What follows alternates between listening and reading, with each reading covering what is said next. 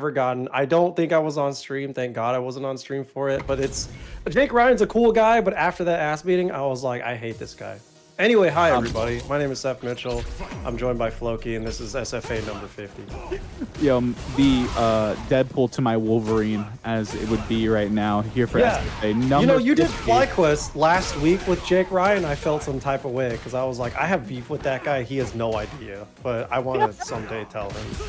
But speaking of beef, we're dealing with the Luke and the Akuma matchup right now. This is Skar going up against Mew, and Mew already kicking it off real well with that anti-air. Really like the positioning that he's already establishing in this matchup, trying to get something rolling. The overhead's going to clean it up, and already Mew is trying to make work of this Akuma. Skar trying to be the better blonde in the game now. Man, I'm still so sad about Luke. I miss seeing Luke's everywhere. Even Noah switched off of Luke to Cammy, as we saw last week. And it's like, he's been playing Cammy pretty good. I'm sure Neo's really happy about that. Yeah, but it's the volatility of Street Fighter 6, and especially after EVO, obviously with the EWC right around the corner for those that are going out to that event. It's going to be kind of trouble, as right now Mew kind of in trouble, but kind of keeping composure at the same time, keeping that space in control. But nice anti-air by Skar, bringing Mew to the corner, but the back throw incident off the perfect parry is going to keep Mew in position to keep it going. Locked him down. Oh, that's so bad. Yo, the wake up level 2 that actually connects. What is that called? Empyrean's End? That should honestly be the level 3 name. It's so much cooler than little Sippy of Calamity.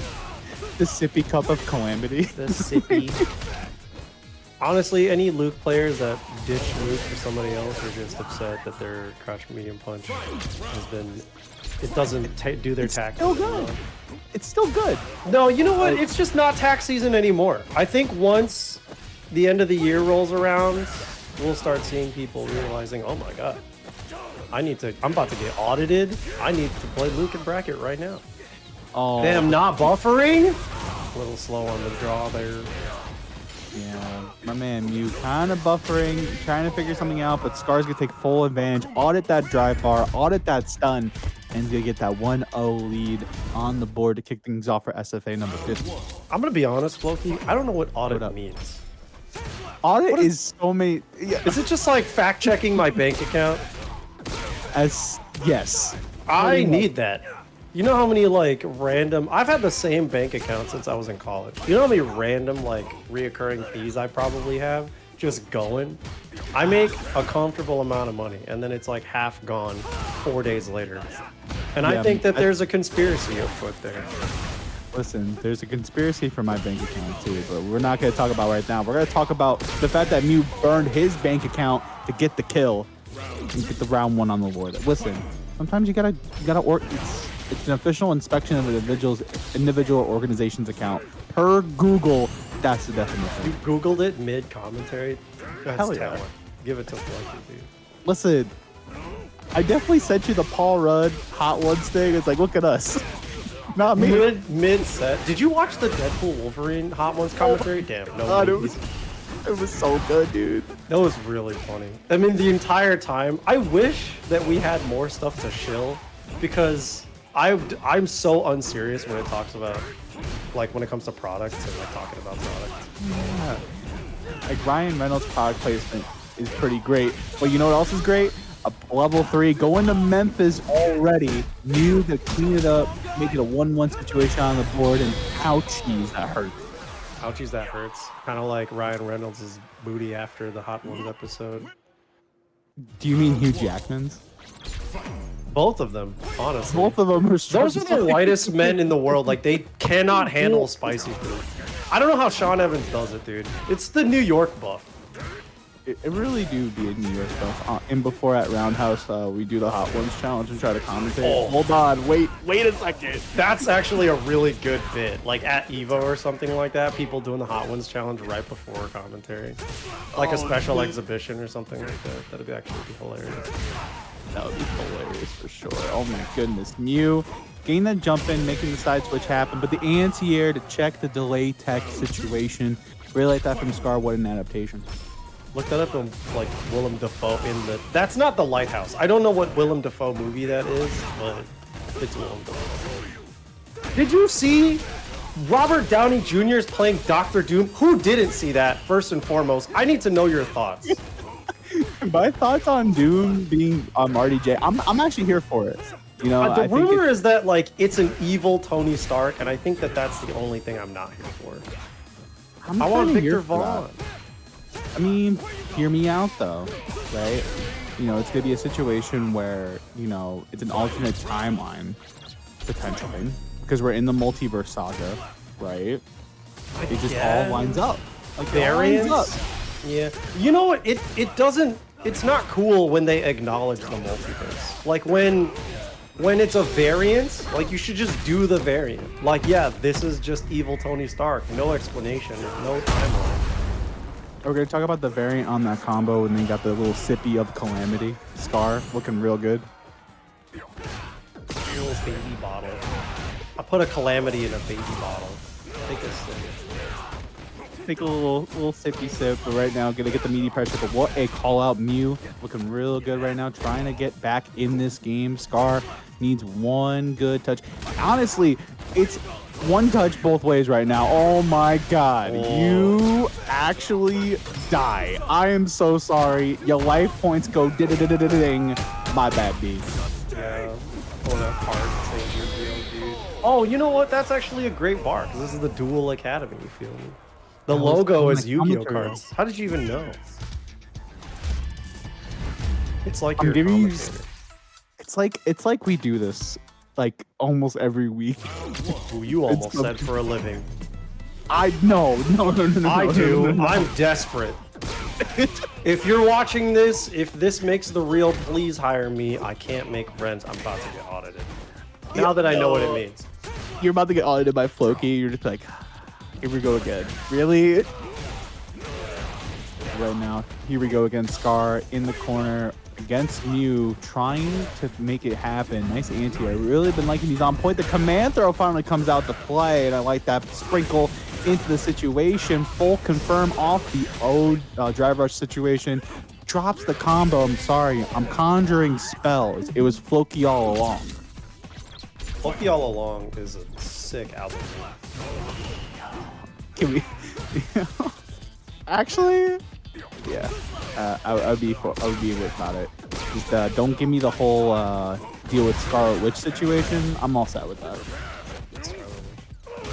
Are we still talking about the Doom thing? Well, so we need to talk about the Doom thing. I need these two to hurry up. Beat each other's ass so we can talk about this Doom thing. Yo, but listen, the match has been solid though. Like Mew's been trying to do his best. The perfect parries by Skar to keep himself in. You know, it's been a volatile matchup overall. There's the throw, get the parry situation rocking and rolling. And again, Mew trying to make things happen. The overhead! Unfortunate. Level 1? Was it necessary on the Akuma health? Whatever, you take what you can. You really trying to die? Are you really trying to let Akuma live at any point? 9k health? Who dat? 3 bars. True. Demon on deck. I'll do it for the demon. Do it for he's just letting it rip. Is that dead? Is that dead? I think no, not dead. I meant CA. Like I meant like burnout dead. That's what I meant. Oh no burnout yet. Burnout feels like dead. Oh, that's not projectile involved. You fool. Mew. All good. Mew about to be Mew 2-2 if he does not get back in this game. Oh my god, nice situation, strings them up. Oh, you put yourself in a burnout. You could have gotten the guarantee, but it's okay. The level 1, I like it. No whiff. But the punish, very nice. Okay, this is bad. You tried to shimmy off of the dash up. Stayed a little too close. Said bring it in. Give me a hug.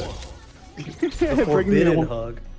Let me get you the judo chop for the one. Yo, they both drove rush at each other. They were like, hey man, how you doing? I'm just gonna run up on you real quick and get this full confirmed. But Skar gonna get the small life lead at the start. Gonna go empty demon flip. Really like this, and I like the spacing that both these players have been kind of presenting in this matchup, where it's like you're staying at the max range of a lot of your buttons, and then these two characters can really take full advantage of the drive rush and make it happen. But the level 1 again, you calling out the drive rush, get out of there. Absolutely no respect. Like, I don't believe in your meaties whatsoever. I'm vegan. Meat. I'm a vegetarian, bro. I'm all set. Oh, you tried a little overextending on the mix up there, but now, yeah, wasn't even landing frames. I think you tried to jump again. Try to jump around real quick. You know, right now, again, Skar on set point now. It's the first time a lead has been in his favor in this set. I like fishing is right. You see him just constantly trying to get the hit, constantly get that counter hit. That's a counter hit. That should be something good. Oh, the forward medium kick, the Kanin Kanzuki. Wait, these guys are scrapping the DP. Again, on point with the anti-airs. The throw. One last situation potentially in the tank. Nice break by Mew. Tries to trade up, but no dice. The shimmy. Oh, that was so good. Keep it short, though. Doesn't have to do too much to bring it to the corner or anything like that. But now he's got 2 bars. Next hit for sure kills. Yeah. Oh, but the wake up level 2 just to be able to even it out. Yeah. That's going to guarantee the round. And we're going to a final game, final round. You know it's SFA. Yo, who's got the script? Oh, true. Yeah, we have to open it up, too, at least. I think that we're in for literally every single set of the day. It's a special one. They're all going to be final game, final round. I think that's... Doesn't that excite you? Yeah, it does. And it also really is indicative of how big and crazy the competition has been here at Street Fighter Academy for all 50 editions. And right now, it's going to be a full level 3 confirmed. Look into my eyes, and what do you see? A potential burnout and a life lead not going your way. Yeah, it's really close. Oh, but he flashed that parry, but ended up burning himself out. Now he's got to hold all of this. But if he's still far, you can't contest these. Really close to a DP. But yeah, look, now he's trying to neutral jump. It's time to stay out of this as much as possible. Oh, it's such a well-placed jump in, and he's just about to build that bar back. All right, he's out. The butter is actually in the fridge, fully stocked right now for Mew. Mew can still make this happen. The flash on the parry, but it's going to be the low forward. Skar going to be moving on in winner's side of pools. A little bit of a great way to assess it, especially now with kind of opening up the floodgates with the multiverse. We're going to get into our next match on stream, though. It's going to be Bloo versus Muddy. It's going to be Chun-Li versus DeeJay. And honestly, this is a matchup, you know, we saw a lot in the multiverse of Season 1. Season 2 is very uncommon now, I would say. I need to channel the multiverse of Muddy taking this over Blue.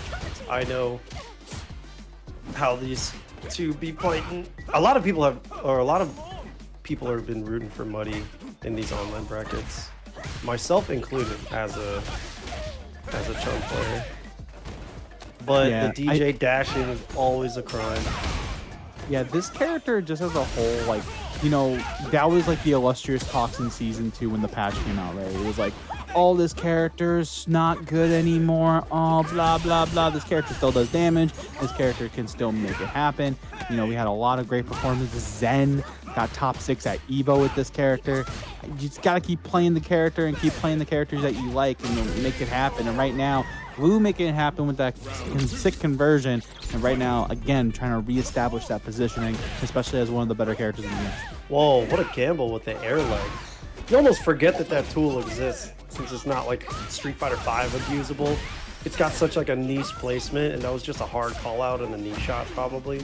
I like it.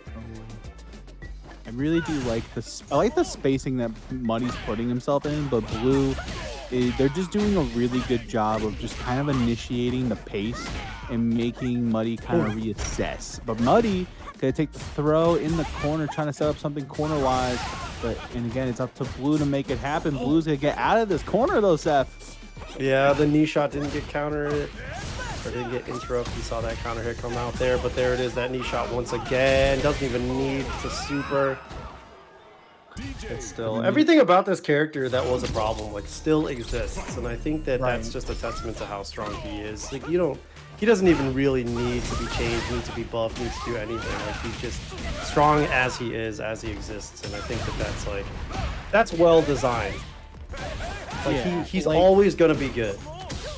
Right, I think it's based on toolkit, right? It's like hard to like nerf the toolkit.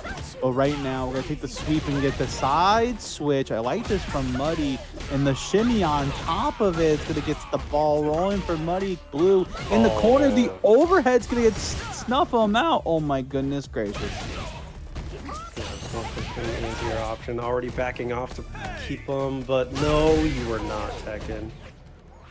I don't know what it is, but you know, again, this is early pools, so you can definitely tell. Like, granted, it is an online bracket, but the nerves can still be prominent, right? And I feel like, you know, being on stream, seeing these amount of people just hanging out in the chat room with us, being on commentary with me, with Floki and Steph, like, you know, it's a lot to be thinking about. But Muddy gonna take this corner position now and get a safe jump potentially. Oh no, trying to do something with it, but no dice.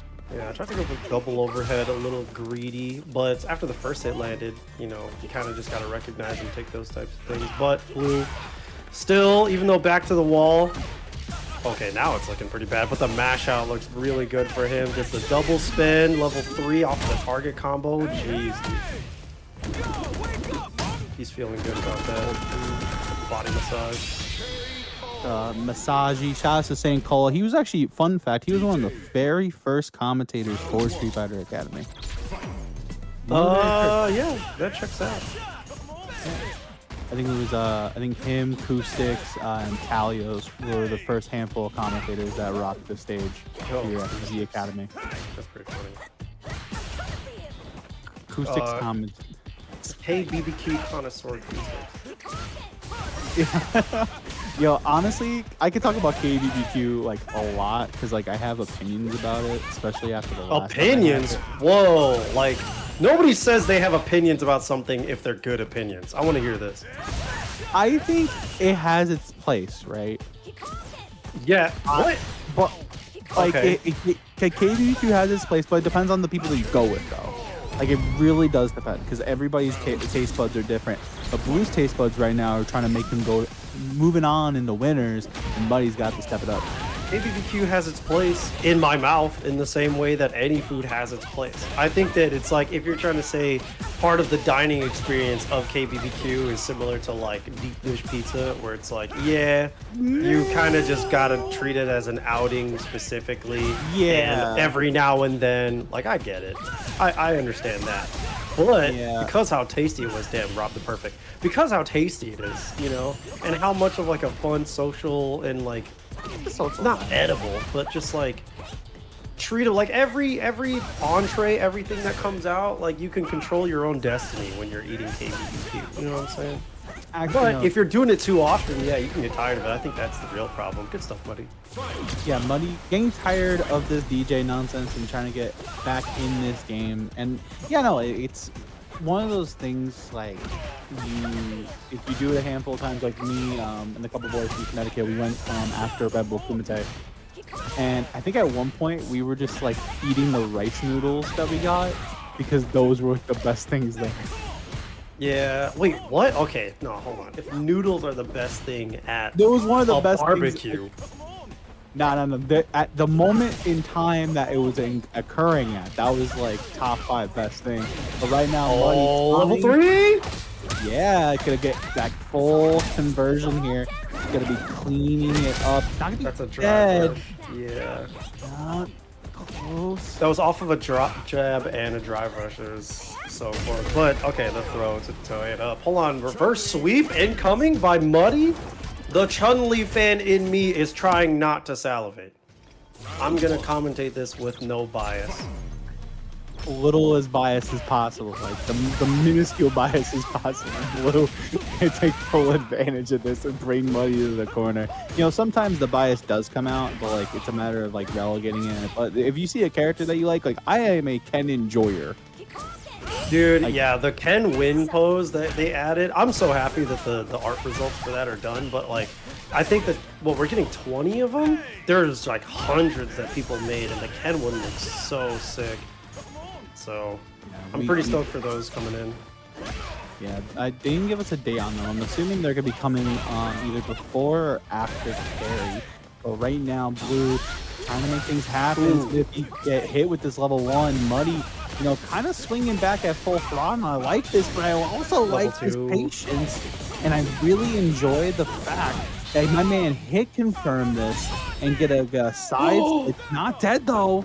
Yeah, he might regret not killing. Almost died with that sway though, but good stuff from Muddy. Tries to go for that reset, and that is plus. You can tell Blue tried to check back. It was just barely plus. You could hard to tell too with the lighter Azan shoes. You don't know the strength of them, but I guess he just picked the +1. Blue trying to rob the reverse sweep. I'm trying to make that wife bar black and blue, if you know what I mean. I hate the police. Cops, what are you talking about? That's not what I was trying to refer to. Well, okay, Chun-Li's a cop. Oh, damn. I miss Lucia. She was a cop. Oh, the C. No, this is level 2. Okay, word. I thought he was gonna go into level 3. It made the most sense, but I mean, all right, if he's doing this, this is gonna be a tough comeback position. Yeah, it's gonna be tough, but the knee shot is gonna thread the needle and make it a set point once again for Blue. And I really like that overhead by Muddy, keeping Blue honest in that kind of a scenario. But Blue right now going to be trying to walk Muddy to the corner and get the party started. No drive rush on the low forward, but we're just going to be hanging out, you know, trying to get to the head of the jump in is going to be taking full advantage of that. The reach, like from all the way across that jump fierce, you almost never see it to reach across the room. Yeah. Oh, the slide under, you almost never see that one either. There's true evasiveness coming out from both of them. They held that parry the whole time. And sometimes you gotta be Blue before you can make it easy. But right now, I don't even know what's going on. This OD, yeah, this alive.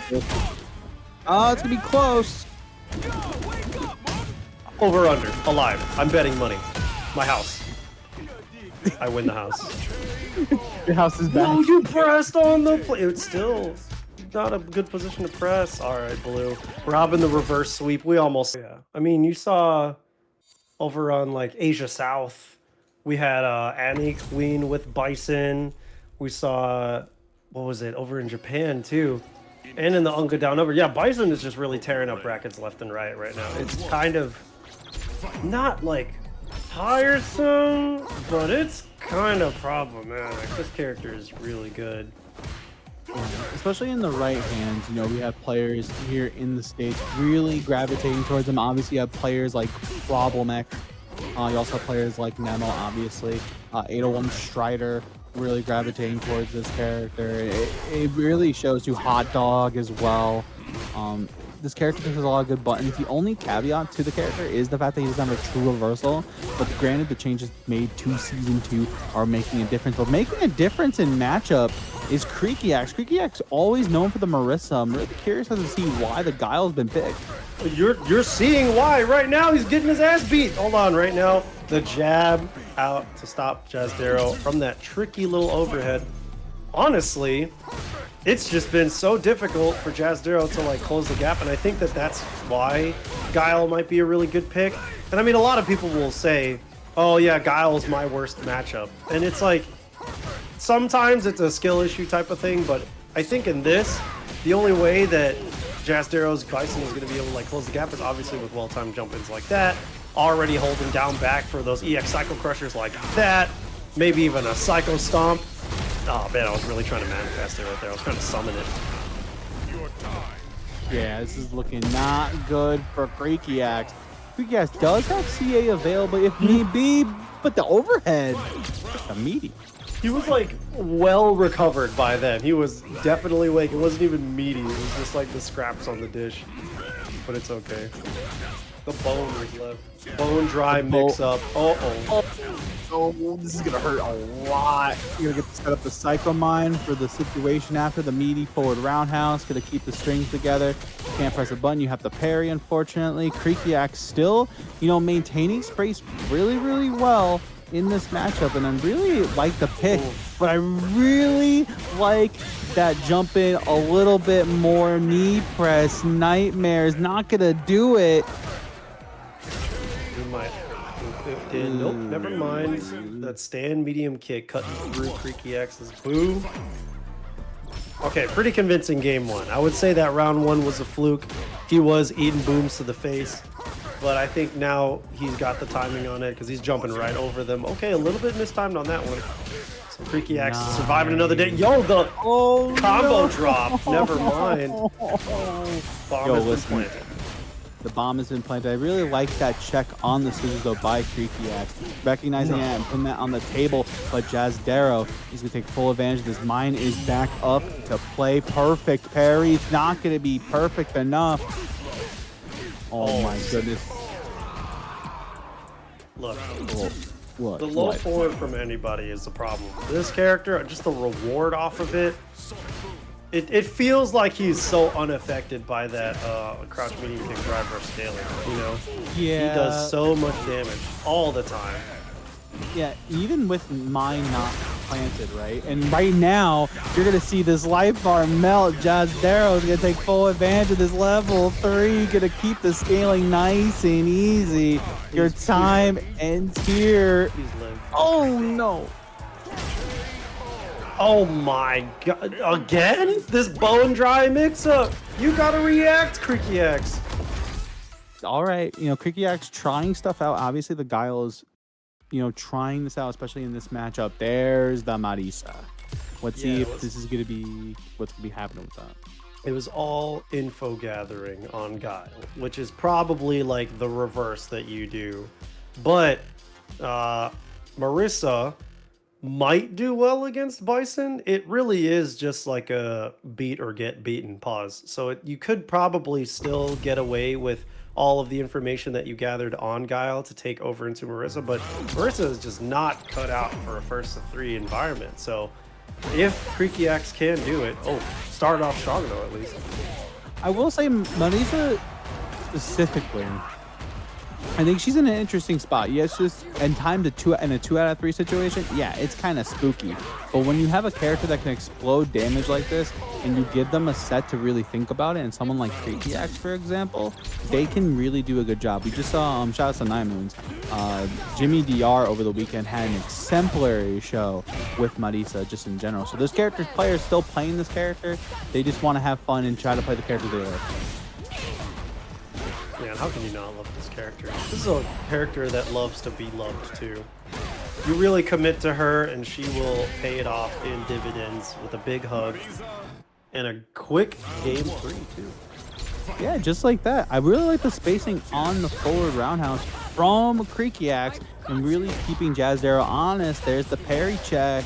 Here comes the counter hit, and this is gonna see your life bar be in a situation now. We're gonna get those plus frames on top of the charge, and that's gonna be 7 letters on the board, and they all say perfect. And you need to have a character like that where she can just like the moment she gets you into the corner, it's just unstoppable pressure.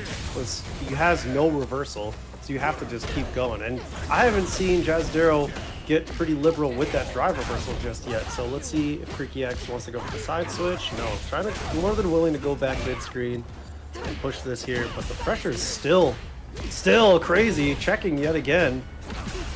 Yeah, CreakyAxe does. No, go ahead. CreakyAxe, yeah, just does not want to catch hits because it's close enough to die. Surviving though, the punish. Straight into level 3. The CA as well. Wow, really picking up that game 4. That was really scary though.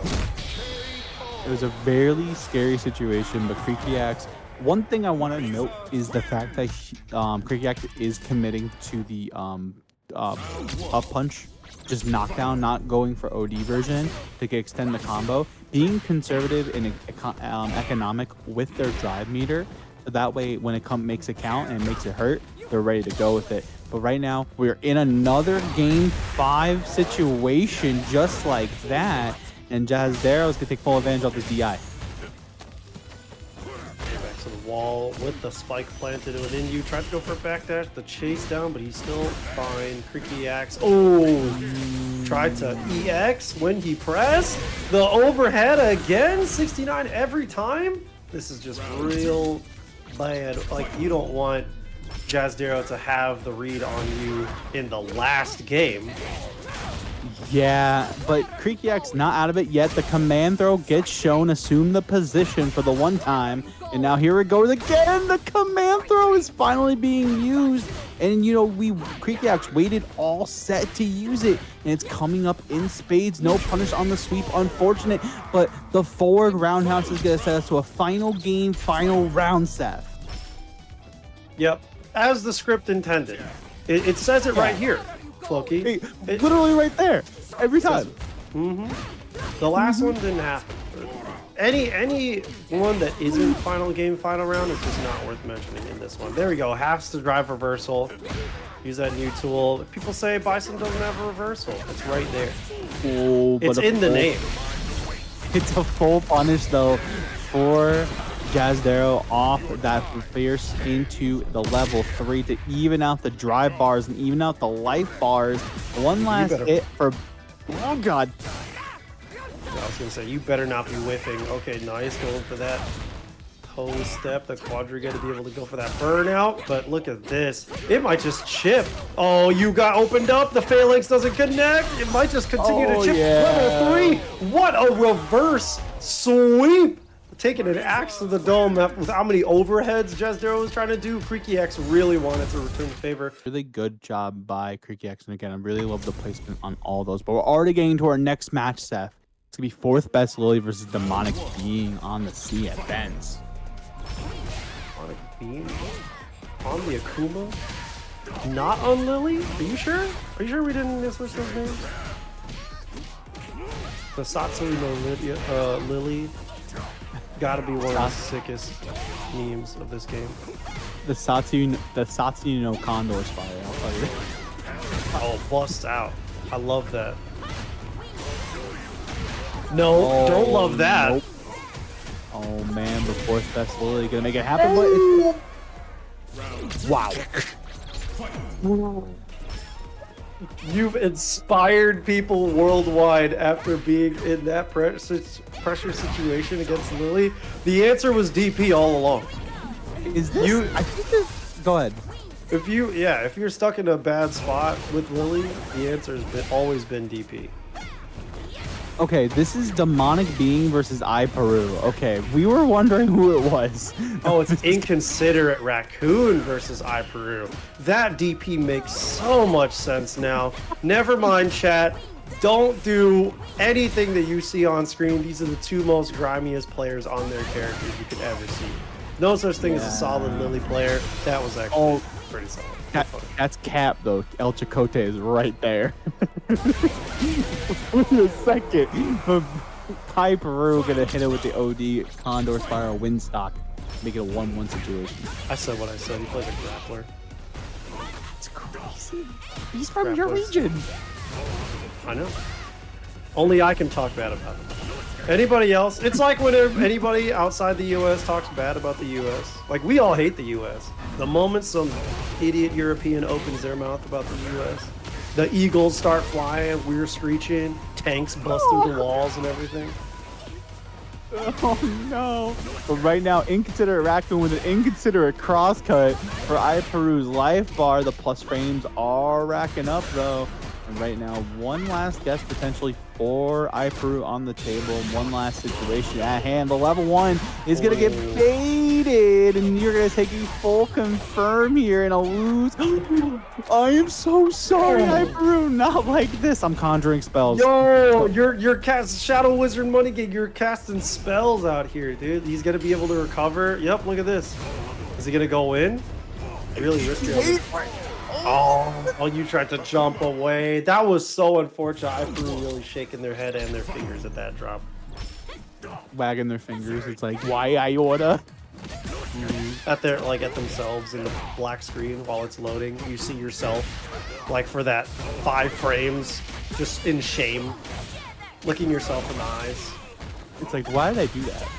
Why did I drop that combo? But we're not going to drop a combo here and bring InconsiderateRaccoon to the corner. The level 1's going to get baited once again, and we're seeing iPeru really take control. That first set, you know, it was kind of a little shaky for iPeru, but iPeru trying to get the gameplay rolling, trying to cut through these fireballs the best they can. But InconsiderateRaccoon doing a really good job spacing them out.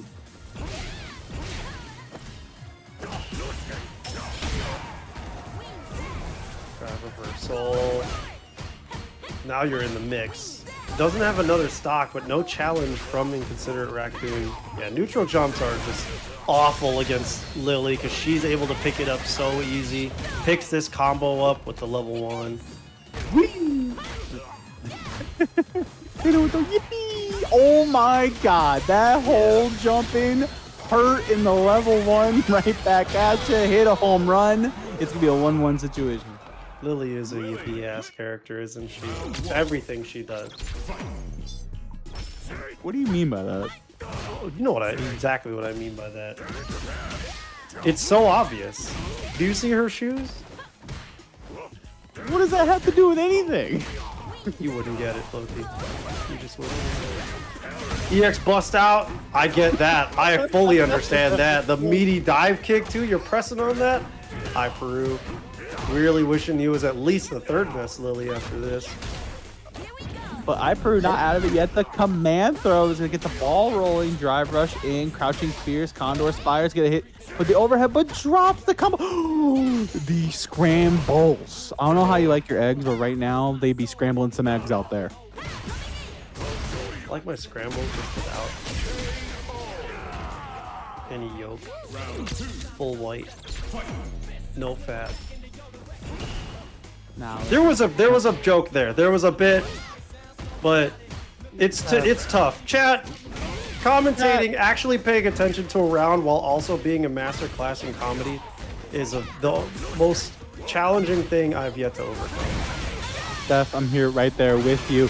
Right now, iPeru is gonna be right there with the level 2, and we're gonna take full advantage of it and trying to move on into a 2-1 situation.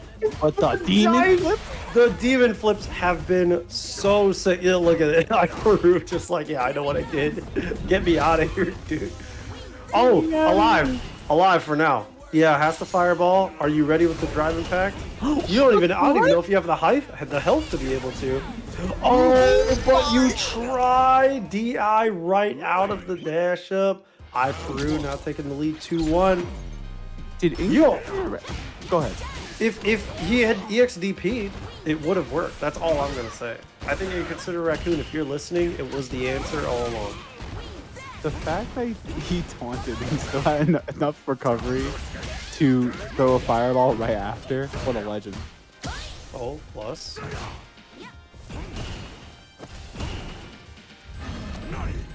Flashing that, yeah. See, parry this.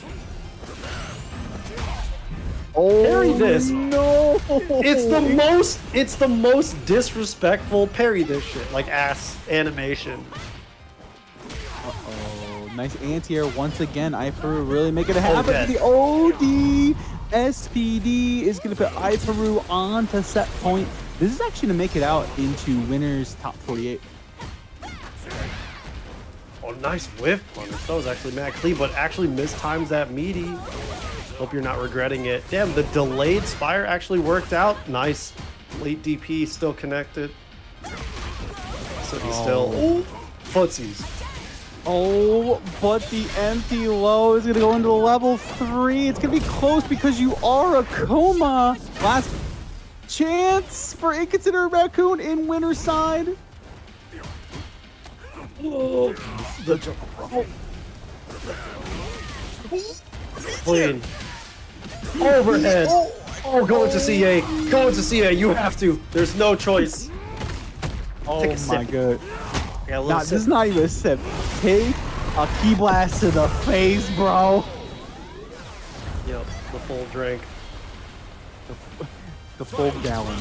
The McDonald's Sprite of supers. The McDonald's. Yo, is that the McDonald's sip? Yeah, that's the calamity is getting the McDonald's Sprite. No, it's like you could literally get a cup of the calamity. Oh, but right now, but the cup of the health bar is going slowly down, and iPeru is gonna seal it up with the DI. iPeru gonna be moving on into winner side top 48, but with the Money. yeah, give them free money. It helps them out at the end of the night. Let's be fair. It's going up against FatalityFalcon. Fatality had a really strong run at FlyQuest. I think they cracked the top 8 on the East Coast side of things this past week with the DeeJay. Ferreras, we haven't seen much of Ferreras. At least I haven't. Still rocking the Cammy. I really like to see that. Yeah, still, you know, that's an Evo champion right there. Not that Ferreras specifically. Evo champion character, yeah, I get you. I get what but the you watermelon mean. Cammy, you know what I'm saying? Watermelon Cammy? Look at the Anyways. color scheme. Looks like old watermelon. It looks like, you know how people, like when kids, like when they try to do pumpkin carvings, but they're like not really creative, so they just make it throw up. This looks like if you did the same thing to a watermelon. That's true, but Ferreras already carving out the first round there with the low strong to keep it together. You know, this matchup historically, to your point, pumpkins get kind of spooky, and I miss spooky season. I needed to come back. He's back just in time for Terry Bogard. Excuse me, I'm just the little back. Oh, to side switch? No. That's how it always happens. I was wondering what that little backward backwalk was. On some tricky stuff. Tries to check that drive rush. You can't check that. You can't see into the future. But you know who can? Fatality after reading that EXDP. Has to spend the level 1 though, but you know what? He's got another one of those. You know the name of that level 1 is? It's actually kind of crazy. The greatest Sobot ever. Is it? It doesn't even have invincibility frames. You don't need it when you have a whole toolkit like he has. But FatalityFalcon can take the side switch and the corner control right now. But right now, Ferreras already out and making the situation futile. FatalityFalcon can be on the receiving end of this level 3, and the drive gauge is going to be in his favor, but the health bar is looking pretty even.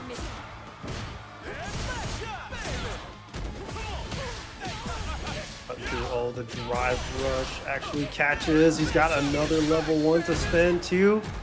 It's just the greatest Sobot he's got. Oh, no meaty there. Oh, the throw, but there's no pressure after this. Oh, I lied. The drive rush actually connected. The whiff punish, the walk back stand fierce. The Cammy classic has that in all of the games. Glad to see it being used to great effect in this one, the modern era.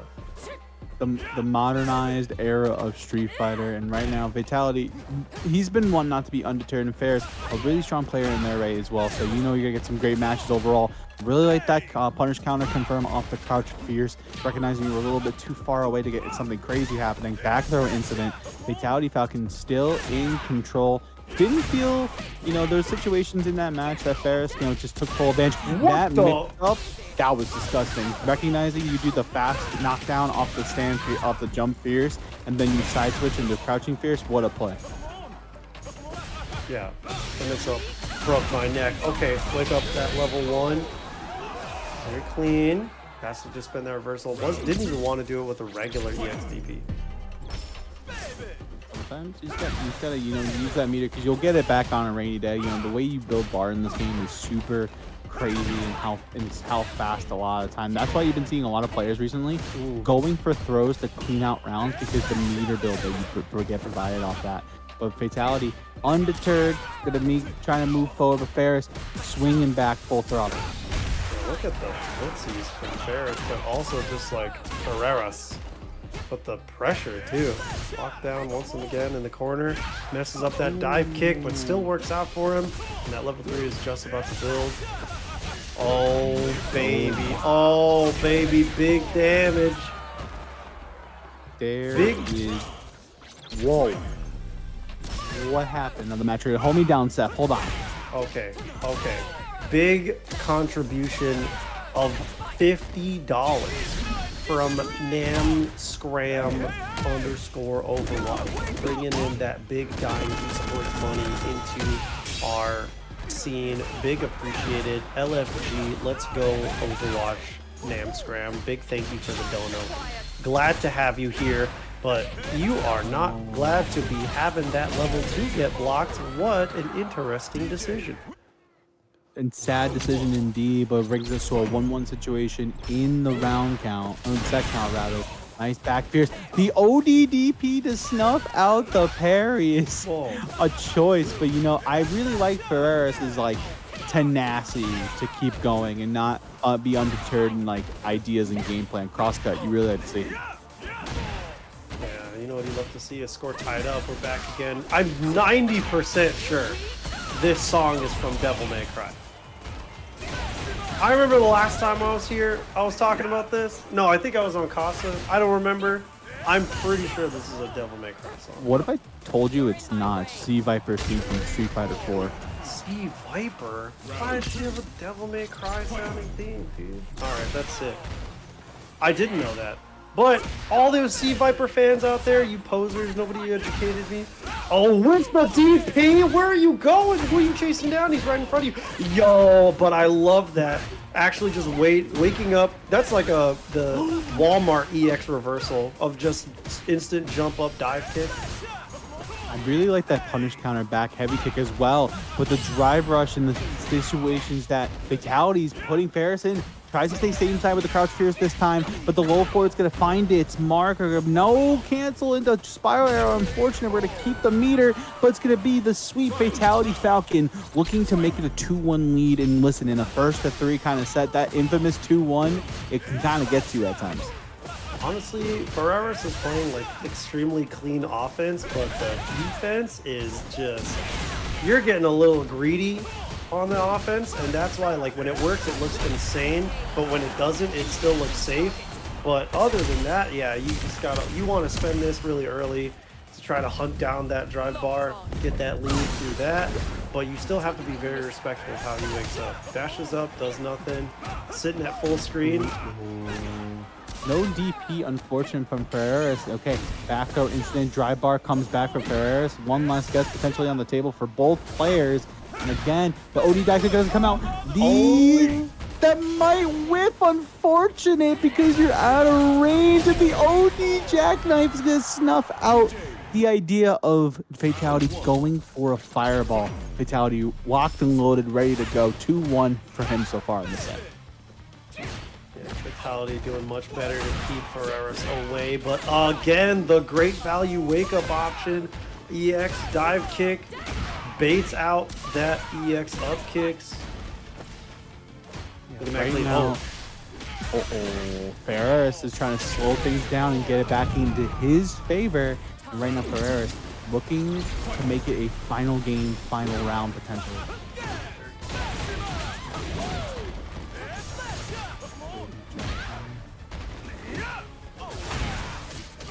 Again? 3 for 3 on the wake up EX dive kicks? Honestly, Fatality Falcon trying to go up for a throw. That was a consistent working here. Nice whip punish, but doesn't thread the needle again. All right, this OD dive kick is coming up in spades and making Fatality really double check his homework.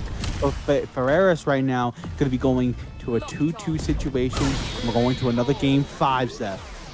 He's trying really hard to keep Fatality humble because these wake up EX dive kicks, like 2 back to back, really is telling. It's like you need to stop pressing on my wake up. Leave me alone. Okay. I didn't ask to get bothered on my wake up, please. Can you like not? It's like someone waking you up like when you're at a tournament. It's like, yo, we gotta get the pools, bro. Like, yep. I'm trying to sleep. It's like you're about to play, man. Like when your girlfriend says she's gonna take a nap, can you wake me up in a half hour? You wake her up exactly when she says, and she's pissed off at you. That wake up DP, he's pissed off at his own decisions there. Oh, he tried to go for it again, but he actually kept that meaty true, and that's probably the best option now. Fatality Falcon, instead of forced to like respect the wake up, actually just gonna like go, okay, I have other options than throw. But Ferreras going into that level 2, breaking that neck. Anime style, and it's going to be a set point now for Ferreras. And again, Ferreras right now, first time he's gotten a big lead in this set as well. And right now, you know, again, this matchup historically hasn't been in Cammy's favor, but Ferreras is really putting on an execution of the DeeJay matchup. But Fatality has some answers back. Oh, nice. Well-timed DI goes for it again to hunt that burnout. Oh, but isn't quite able to keep the pressure on there as FatalityFalcon does that light route into level 3, helps himself regenerate some of that meter, while also making sure that when he comes back out, it might be a huge lead. Yeah, Ferreras right now doing a good job checking the ranges that they're staying at with the spiral arrows, the dive kicks. But right now, Fatality's gonna take full advantage of this, and look at the damage on this. Oh my goodness, you're still alive. Yeah, he spent a lot of meter to do that too. Look at him, really trying to just throw out buttons, throwing out that one, and here we are, ladies and gentlemen. Bust out the script because I'm reading off of it right now. Final game, final round, yet again at Street Fighter Academy. We got more of those to go. Absolutely. Final exam for the first 50 episodes, right? And right now, Ferreras is going to be taking FatalityFalcon to class after that beautiful bait on the OD jackknife. And this level 3 is going to put him in such a great position to take this round. The drive bar looking kind of not healthy. Oh my, what a way, confirming the 7 golden letters to take it. Ferreras, what adaptation, what a comeback. Safe when he was doing so. And then on defense, it was really much just forcing the issue. Having another Cammy come up on screen, but against another mix-up heavy character over in Kimberly on Zykles. Zykles, you already know who it is. Next up's own Alumni had a really great showing in the season itself, but let's see what they do. I think they almost won Street Fighter 5 at Evo this year, so that's a pretty hype thing, knowing that even though it's a community game, still holding it down. But EHundred, been liking this player as well, rocking the Cammy, and right now it's going to be the hooligan situations, and I know Neo Judai somewhere is smiling ear to ear. Yeah, with the back-to-back Cammy, you know, Neo Judai really making this script a special one. Already putting in 3 final game final rounds and 2 back-to-back offenses. Cammys, look at this. Nice dive kick. Cleaning this one up really nicely without having to spend the meter. Looking pretty good for EHundred right now, trying to make it a situation where, you know, regardless, they're sending a message. And this character as a whole has really done such justice now in the season. The fact that her buttons, you know, she still has really strong buttons overall, and her toolkit's not great, but not to say Zykles still in this stuff, still plenty of time. And you know, we still have players like Shine, for example, doing really great things with this character, really pushing the envelope. With the back throw incident from EHundred's gonna take full advantage of this. The plus pressure off the back medium punch, I really like that, really peppering it in, but the jump in's gonna initiate the level 3 critical art, and Zykles just like that back in it. Yeah, back in it. EHundred now burnt out, but still has a level 3 on deck. Oh my god, that run-up was mad scary. Really trying to test his reactions, and the level 1 comes out to anti-air and beat the drop elbow. EHundred taking game 1. EHundred made that life bar go 0 to 100 real quick with how they initiated that whole first game. It was very close. It was still very winnable for Zykles, so I wouldn't count out any lead just yet. But nice, go for another mix-up. Nope, doesn't drop that spray can, but actually walks back out, fails that anti-air, and here we are, almost back to the other corner. EHundred. Yeah, EHundred kind of going so well with the perfect parry right now, trying to flash right now, but the back throw incident's gonna snipe out the spray can summon. And right now, Zykles gonna get a confirm off the crouch jab drive rush situation. Baits out the drive impact with the throw and another back throw incident, and we're gonna keep it together with the neutral jump and the back throw. Unfortunately for EHundred, Zykles gonna take full advantage of it. Yeah, that stand light punch actually hitting when trying to tick throw really threw him off. But okay, once again the anti-air with the level 1. Pull him into the corner, but the elbow drop connects that time. Back throw from that target combo. No anti-air, but still has to acknowledge that bomb. Yeah, the spray can's still there and still does the thing. Okay, does the run stop to keep EHundred on as Zykles get to take full advantage of this, stringing up into the low, getting the damage buff for these last couple interactions, ever so closer to being out of burnout. Let's see what he does with it. What the? Was that a reaction? What the hell was that? That was insane. The stop with the elbow? Hold on, Zykles can you see the frames? Are they seeing into the future? What was that? Definitely are. They definitely are. They saw every possibility and they thought of every universe and they said, nah, this is the one that this is gonna work in. Zykles still in control, making it a 1-1 scenario already. And I like the placement of the low forward post stand roundhouse. That was a change in season 2. The fact that that button is an illustrious -3 now. But right now, the whiff DP. Zykles gonna take full advantage, bring EHundred to the corner. The level 1 though is gonna get him out. Yeah, tried to go for a meaty jab there, but oh, nice, the full jump in. Meter efficient, not trying to burn out, just trying to reapply some pressure. Oh, reopened up, and that should be dead. Oh, yeah. Zykles is doing such a great job peppering the next ups in and really make EHundred think about their next steps. And Zykles, the empty jump into crouch jab, they mean actual business tonight, Seth.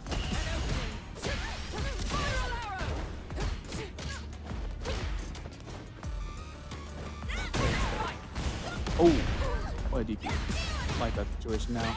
Gonna bring EHundred to a situation where they're in control. And again, we saw this earlier with Ferreras. Ferreras being a little UC on the drive gauge, but that's a-okay. The side switch mix-up plus frames off the stand roundhouse. Trying to get something together as well. Zykles gonna get a spray can out of it, but it's gonna be the low short into the level 1. I don't know if it's gonna be enough. You didn't get all of it. Oh! And it actually connects with the CA. Says Zykles says, I need a resolution, and this is going to be the one to do it. And it's just enough to kill, bringing Zykles up in the set. Zykles gambled that life bar. I mean, nice. It was a test, right? It was really trying to ask EHundred, are you that somebody? And he's not. So hopefully, in game 4. We'll see what the response is from EHundred. Not seeing a character swap, but just going back there, probably either wanting to break or probably wanting to get reminded that it's a first to 3. Either way. This is for the last spot in winner's side of top 48, where the winner of this will be hanging out and playing Bloo, who we saw a little bit earlier. But Zykles right now, again, 2-1 lead in this set. What an anti-air, and we understand now why EHundred's been kind of going to that option, right?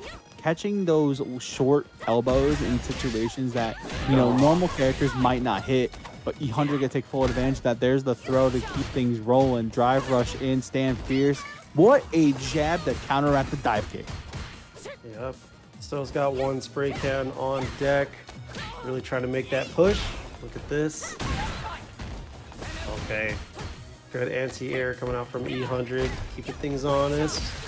One more touch. Oh, but the trade keeps Zykles alive. Oh, what a perfect parry. That's going to be a meter spend for sure in order to ensure this kill. There it is. The level 1 EHundred really trying to tie this set up right now. We might get a game 5. Who knows? I'm not looking at the script right now. I'm going off. Going off script a little bit. And the one thing I really like about EHundred, he's basically nullified Zykles' idea of drive impact this set, if you think about it.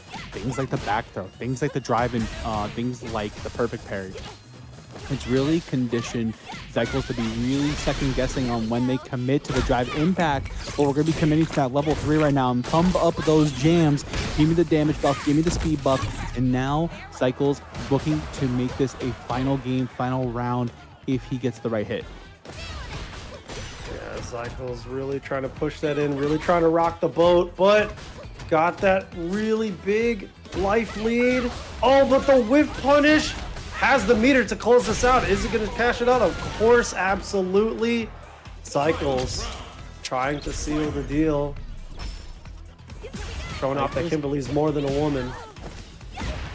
Zykles showing why they are so strong in this game. And ever since the induction of Street Fighter Academy has been one of the mainstays we love to watch every single time they grace the stage.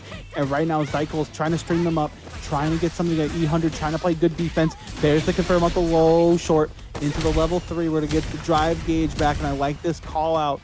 being able to kind of reset the neutral and reset how we want to approach. I really like that from EHundred, trying to get something together. But the OD Tatsu into the level 2. This might not be enough. They might not get all of it. One less situation. The drive reversal is going to put them both in the burn up. It's going to be the forward roundhouse. Zykles, you know, there's one thing about Cammy versus Kimberly.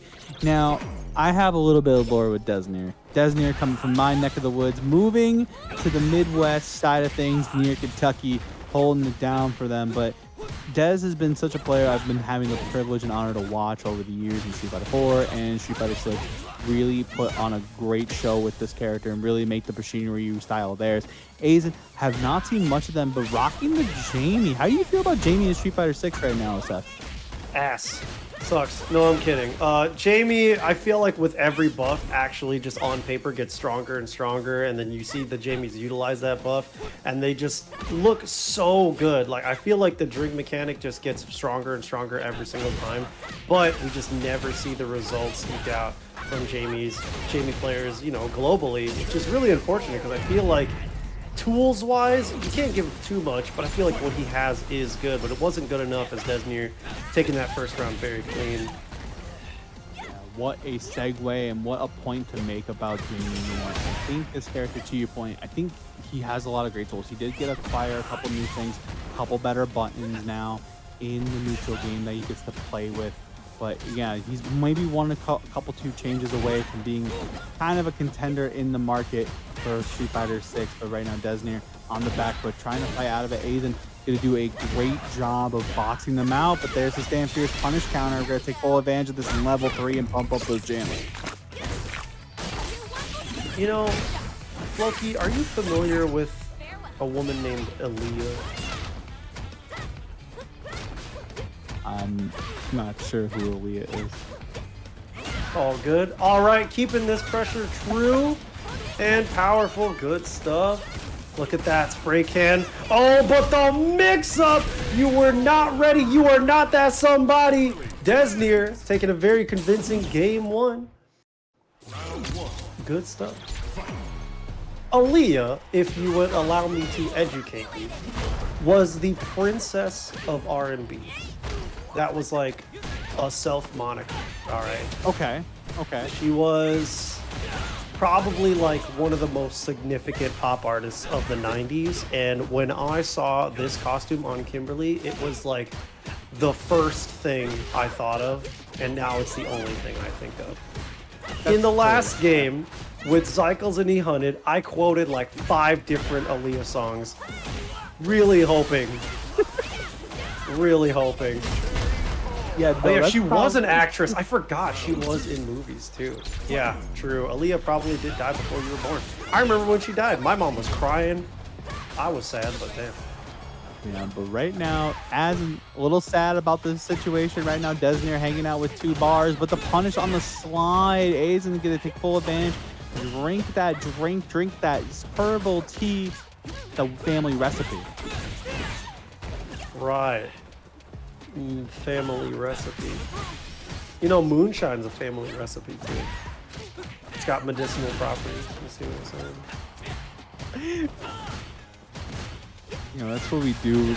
We're trying to be professional with it at the end of the day. Full confirm here. I like the run into overhead, really spicing up the options that Deznere has. But again, the ODDP unhand me. Gonna try to do a shimmy, but no dice there. Unfortunately, but the anti-airs have been so on point from Azan. The throw is gonna find its mark, and we're going to a 1-1 situation. And this is big for Azan.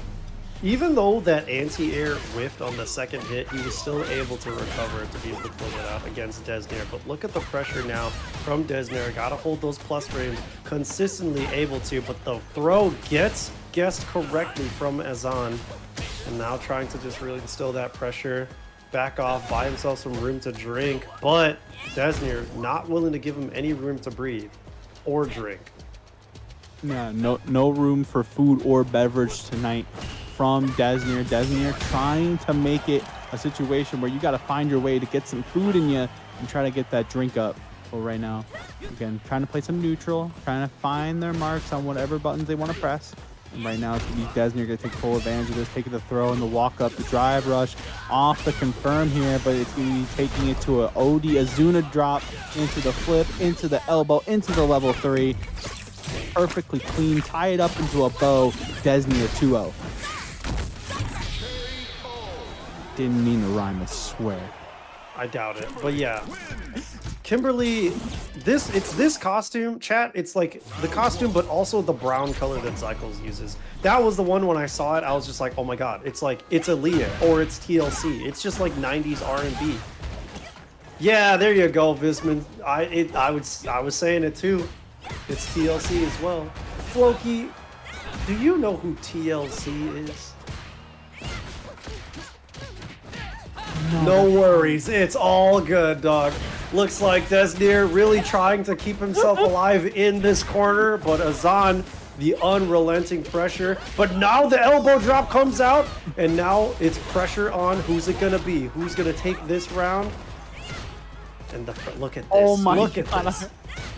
I am definitely a scrub for not knowing that, but right now Deznere trying not to be a scrub with this life lead, but Azan gonna take full advantage of it, and we're gonna bring it to another round. And yeah, my bad, chat. I definitely know no scrubs. No scrubs. There you go.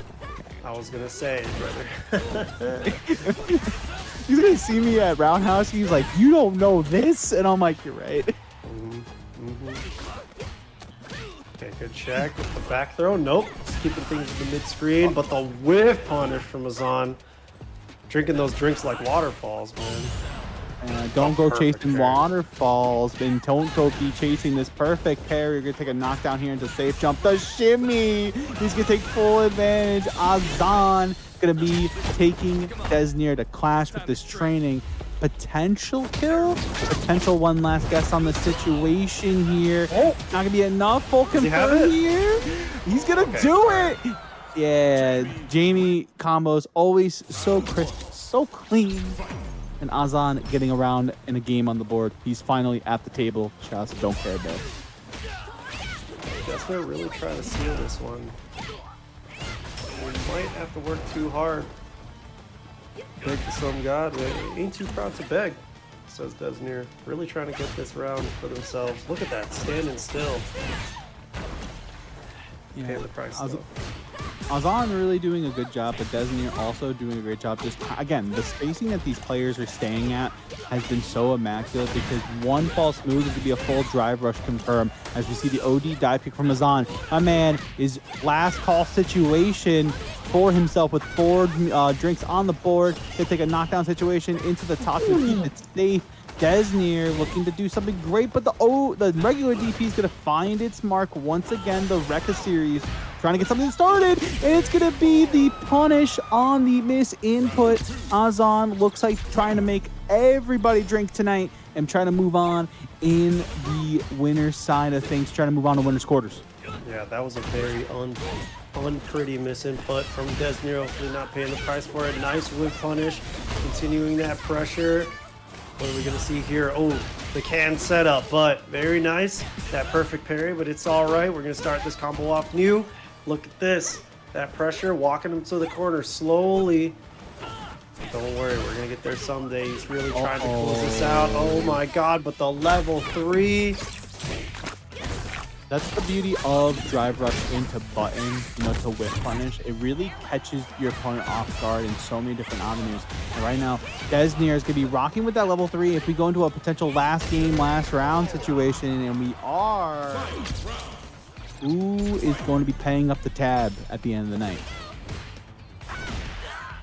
Okay, hold on. It might be the last round of the set, or we could go to a game 5 again. Who knows? Azan trying not to pay that tab, trying to not use his credit card, but right now Azan trying to get things rolling with this Jamie again. The drinks are up right now, but Deznere again doing the momentum thing that he loves to do best. But Azan really keeping pace with Deznere, who's someone that is super hyper aggressive at every point. The perfect parry once again, but the command throw is going to take full advantage of this into the level 3. Absolutely, it's time to train Seth. Yeah, he's going to be able to put this into additional damage and one more mix-up. He's going to really look for it after this route. Safe jump. The throw still alive. Barely alive, but actually baits that shimmy. And we are going into a game 5 after some dumb mix. Well done to Azan. That mix was well executed, a perfectly mixed cocktail, as they would say. And right now, Deznere trying to find the momentum back. Azan's gonna take the actual whip punish with the punish counter roundhouse and bring Mr. Deznere all the way to the corner.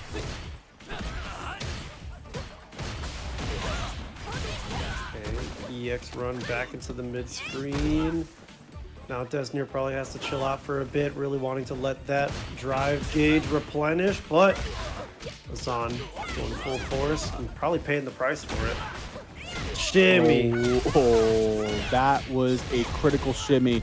You don't want to give someone like Deznere the pace because he's going to take full advantage of this. The back throw incident, though, trying to give himself some space to maybe see what Azan is cooking on the back end here. The shimmy tries with no dice, and there comes the check from Azan. You do got to be careful about the level 1s. You got to be honest at how you approach. No life on the bar. Ooh. It's going to be the elbow, the people's elbow.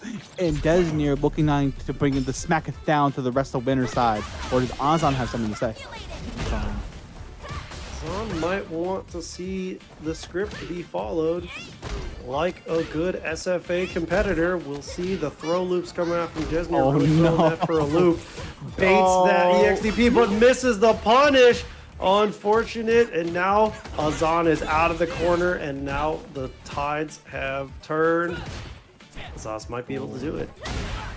Uh-oh, but the stand medium kick is gonna get snuffed out by the jumping.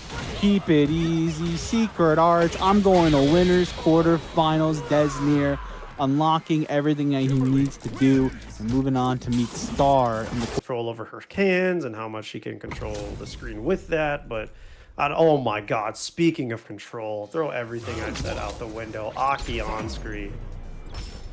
I know how you feel. An SFA moment that fondles my heart was a recent one when Season 2 started and we saw Oops All Aki in the bracket. SFA moment that fondles your heart. I mean, I'm glad that I was able to leave an impression, but leaving an impression right now is BlazeDeathBlade really tacking on that damage onto Marisa, looking like a real contender for life material.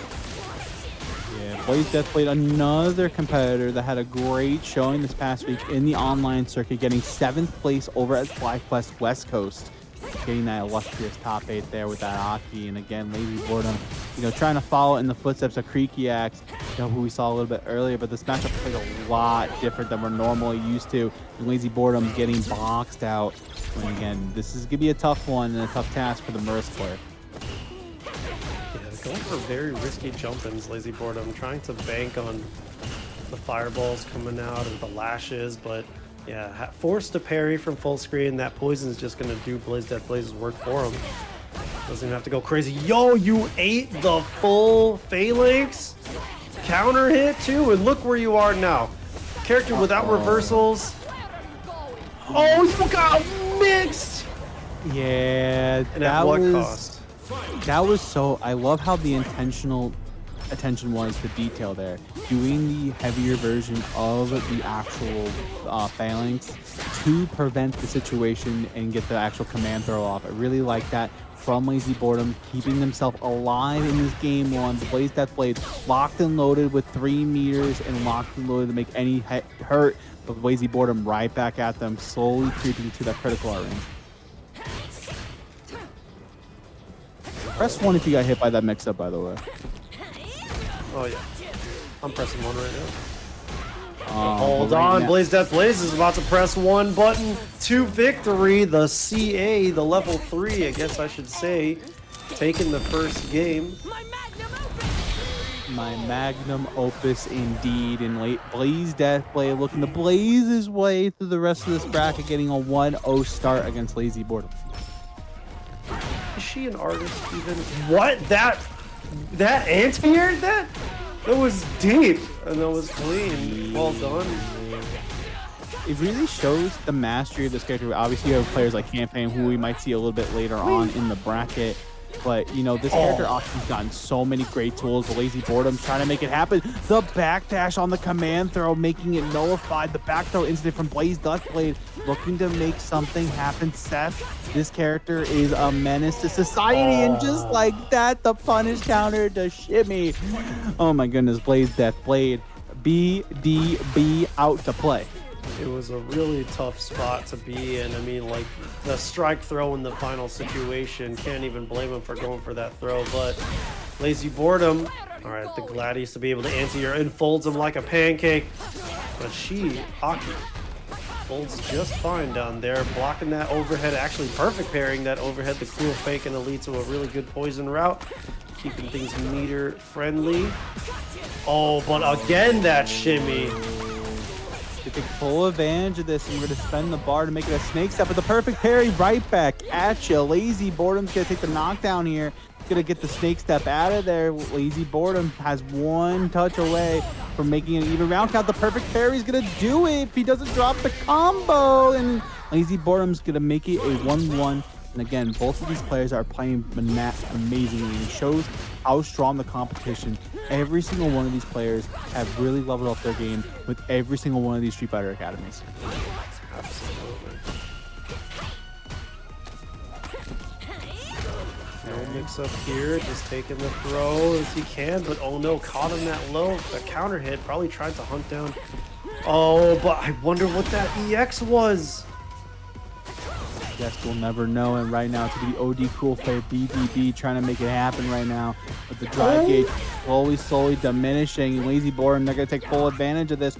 Here they come. Here comes Marisa, but the stand heavy kick is going to snuff out the impact. And BDB BlazeDeathBlade is going to be getting a 2-0 lead in this set, and making that Blaze a little bit hotter for Mr. Boredom to handle. It's 2-0 for BlazeDeathBlade right now, but it hardly feels like it. It feels like the matches have been so close every time. The meaty Magna Bunker coming out so strong. Look how much damage that was racked on really quickly, but the back throw in favor, forced to drive reversal, but look at that. Anti-airs have been so consistent from BlazeDeathBlade. Stopping that phalanx short, and look, we're back in that mid screen, full sending it, forced to hit that. Oh, the flash on the perfect parry, but the low forward Seth, they're going out of this world. The OD cruel fate, but give me the Scotum. Get out of my way. LazyBoredom trying to even up the games. Blocking this all out. Ooh. That was perfectly placed, perfectly executed. BlazeDeathBlade looking to send a statement, looking to send a message. Look at the damage that BDB is applying, reorchid it up into the medium on top of that. BDB, not again. We're gonna go for the same mix-up. Nice break. The OD Nightshade's gonna find its mark. Nice break once again. It's so close, but the impact is gonna snuff out the low. BDB. LazyBoredom tried every option that they had to get out of that, but BDB was just so ready and willing to lock down the whiff punish with the movement from BlazeDeathBlade. Anti-airs again, so consistent, and the neutral jump couldn't quite pick it up, but caught with the low, caught with the throw. Escapes. Just out of there. We're out of there. We're slithering our way into a situation where winner's quarters life is being born.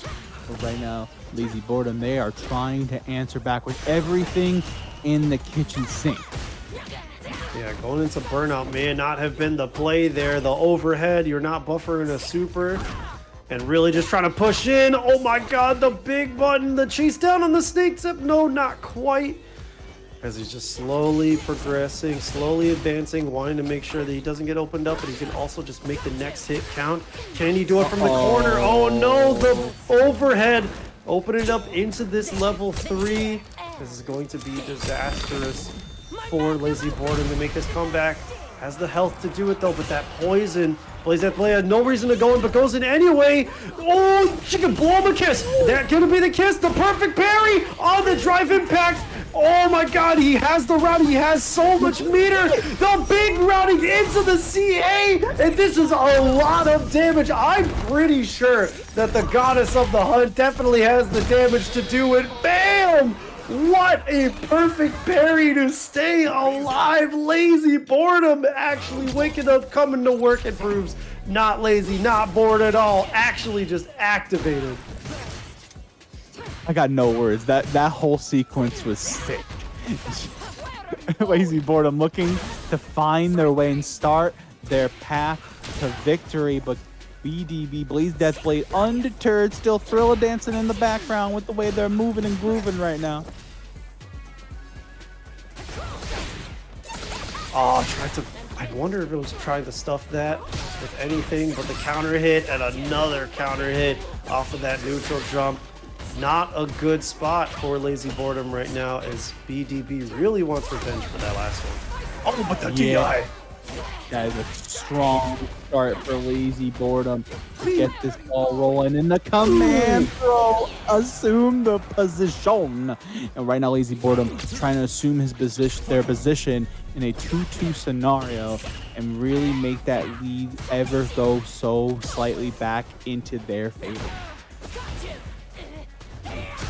Okay, back all the way. Love that punish counter, and then BDB has been really clean on those shimmies. Nice stare down from LazyBoredom, being able to catch that, forced to get that burnout, and the air-to-air continuing to lock him down. Trade on that Gladius, not in the favor, but the deadly implication coming out from BDB, the level 1 super, to be able to create some breathing room. Is that really the name of her level 1 deadly implication? The deadly implication. That's pretty sick. I did not know that, actually. Because of the implication. Cuts right through, and look at that damage, keeping the level 1 available for him after spending 2 of them earlier in the round. But this could potentially be our final round, and the LB, can he cut through and bring this to a game 5? Yeah, LazyBoredom trying to use those new changes that Marisa got, really trying to make them and start that stand, fierce pressure, charge, uncharge. But right now, LazyBoredom gonna take full advantage. Here comes Marisa, here comes LazyBoredom, trying to get something together. The throw is gonna find its mark, and the overhead will too. Burnout has been engaged for BDB. BlazeDeathBlade trying to get out of there. The back throw incident, though, is looking real good as well. Seth, this is too close to call. Oh no, got hit with the Cruel Fate, and that's gonna route into level 3 and get the burnout. And this is so disastrous because BDB, it just replenished their full drive meter, and the pressure is going to be so real. Unless the Gladius, there was no level 3 cancel. This is so scary. Oh, tried to go for it again.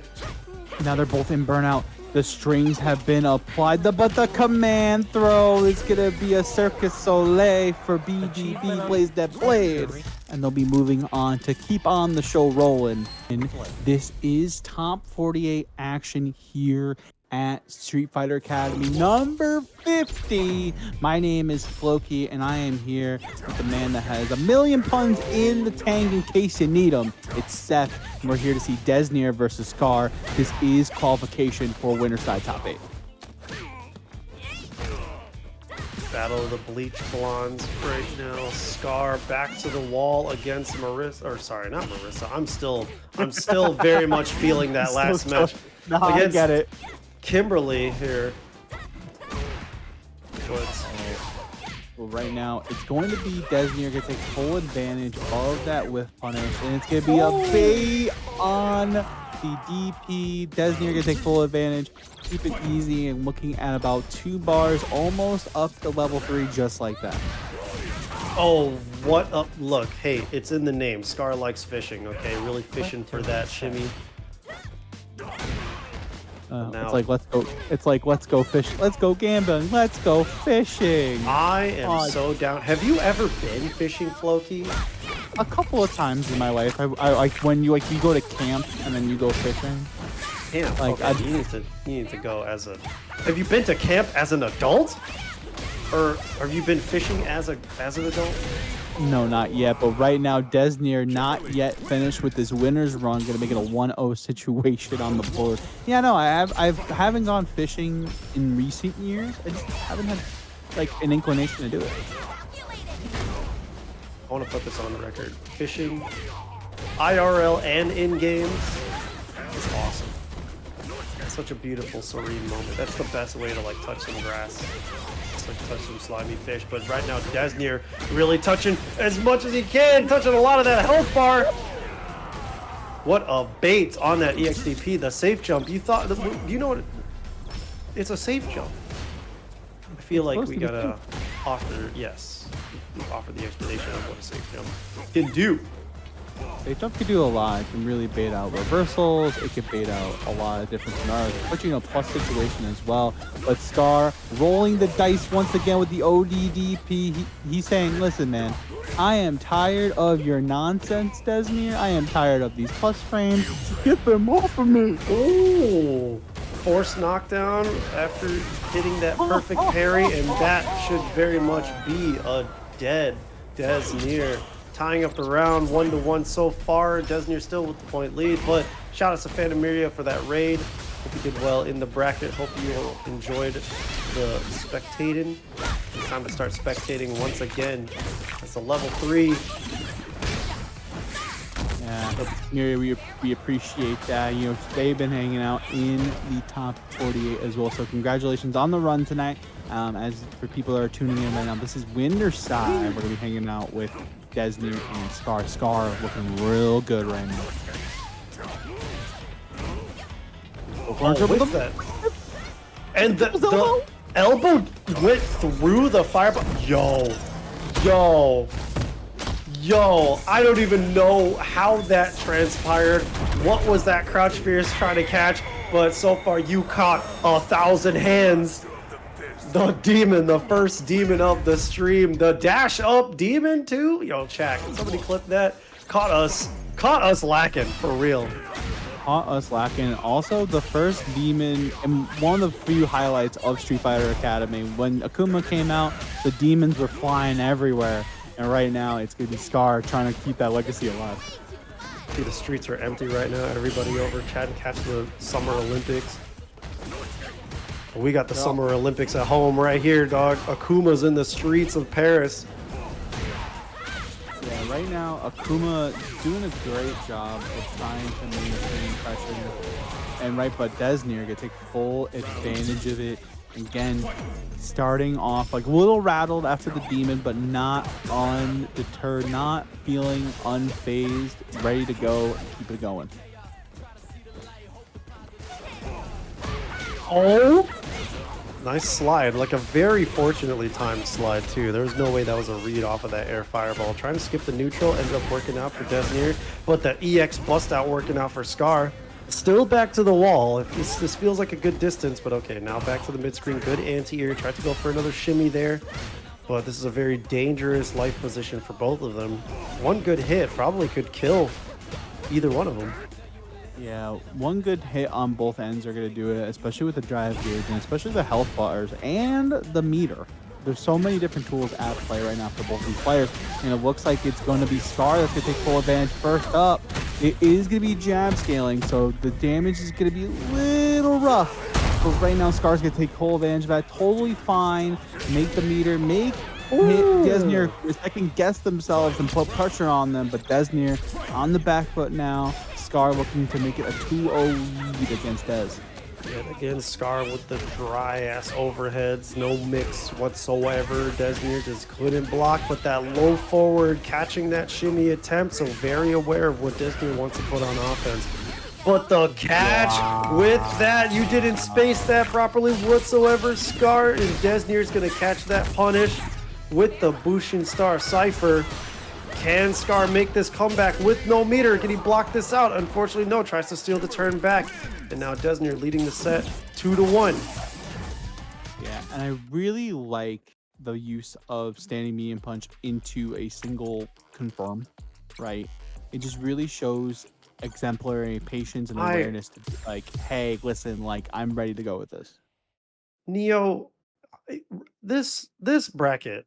All right, I just want to say something about the stream. All right, This is kind of rigged. It's kind of rigged. it's kind of, I'm not gonna say rigged, but you know, this was definitely the divine intervention on making sure number 50 meant a lot to you. Okay.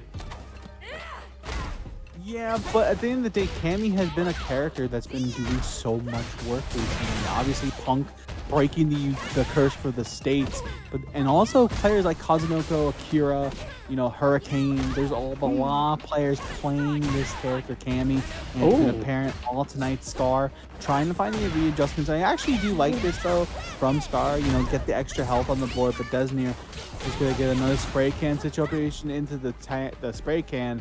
No dice though, full confirmed situations. Yeah, look at them. Both of them have such good air game, but good stuff to Skar. Staying on the ground, baiting out Deznere's EX Tatsu, EX Bushin, trying to catch something, but Deznere responding in kind. That fake jump in, much more comfy in Kimberly's hands. And look at that pressure mounting to having forced him to EXDP. But we got to give a situation to make it a comfy 150 in the Matcherino Jam duel. Is a 42 with the 1125. And it's going to be Deznere with the level 3 to bring him to a situation where he's got the damage and the speed buff going into a potential last round. ODDP though, unhand me, says Skar. But the stand fierce is going to find its mark anyway. Set point now for Dez. Oh my, okay, hold on. Skar is not out of this just yet. It might be... It might be him. It really might. But Dez can take full advantage. This is the crosscut. Skar not out of it just yet. How did you crosscut in the corner, Skar? Crazy recognition on that. Oh, let's be the cross up for Deznere. To find their mark on that. And right now, again, one last hit. They're swinging. They're scrapping. They're trying to find the means to make it happen right now. Skar looking to find their one spot. Target locked, level 3, and that's going to connect with light scaling, but it's not going to make a difference. We are going to a game 5, Seth. This is the best time to root for either of them. Game 5. This is the SFA Classic, but I mean, incredible play from both of them. The switch for Skar is working out really well. Anti-air Bushin. The throw though. Skar, nice break though. Oh, the dive kick out. They are playing some Marvel how they're trying to scrap. Yeah, I know. I mean, both of these characters have incredibly strong air game. And we're seeing it come out more so on the ground, that punish counter on the parry. Skar, the buttons. This match has been so fast-paced, it's been hard for even me to keep up. I don't know how both of these players have been able to do it. Yeah, it just really shows the maintained pressure that both these players are trying to provide. The level 1's going to find its mark. Close to burnout is Skar. But Deznere is going to find the level 1 reversal, use the spray can to get a little more damage, starts to string up, using it, but the level 1's going to find the reversal timing, and it's going to be Skar sitting at set point now. That was crazy. Yeah, I mean, forced to get out of there. The double dive kick. Pressure. Neo G-Dai is taking notes right now. He's like, I gotta write this down. It's important for the next rank session. I got the ODDP unhand me. Skar trying to find one last sniper in the chamber.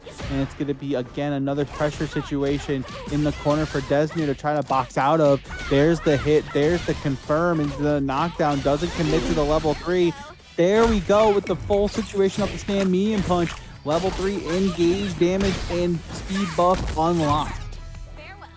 Yeah, but Skar still in a good spot, but not if you're going to get opened up like that. We have a final game, final round, says the script. Transition to Floki.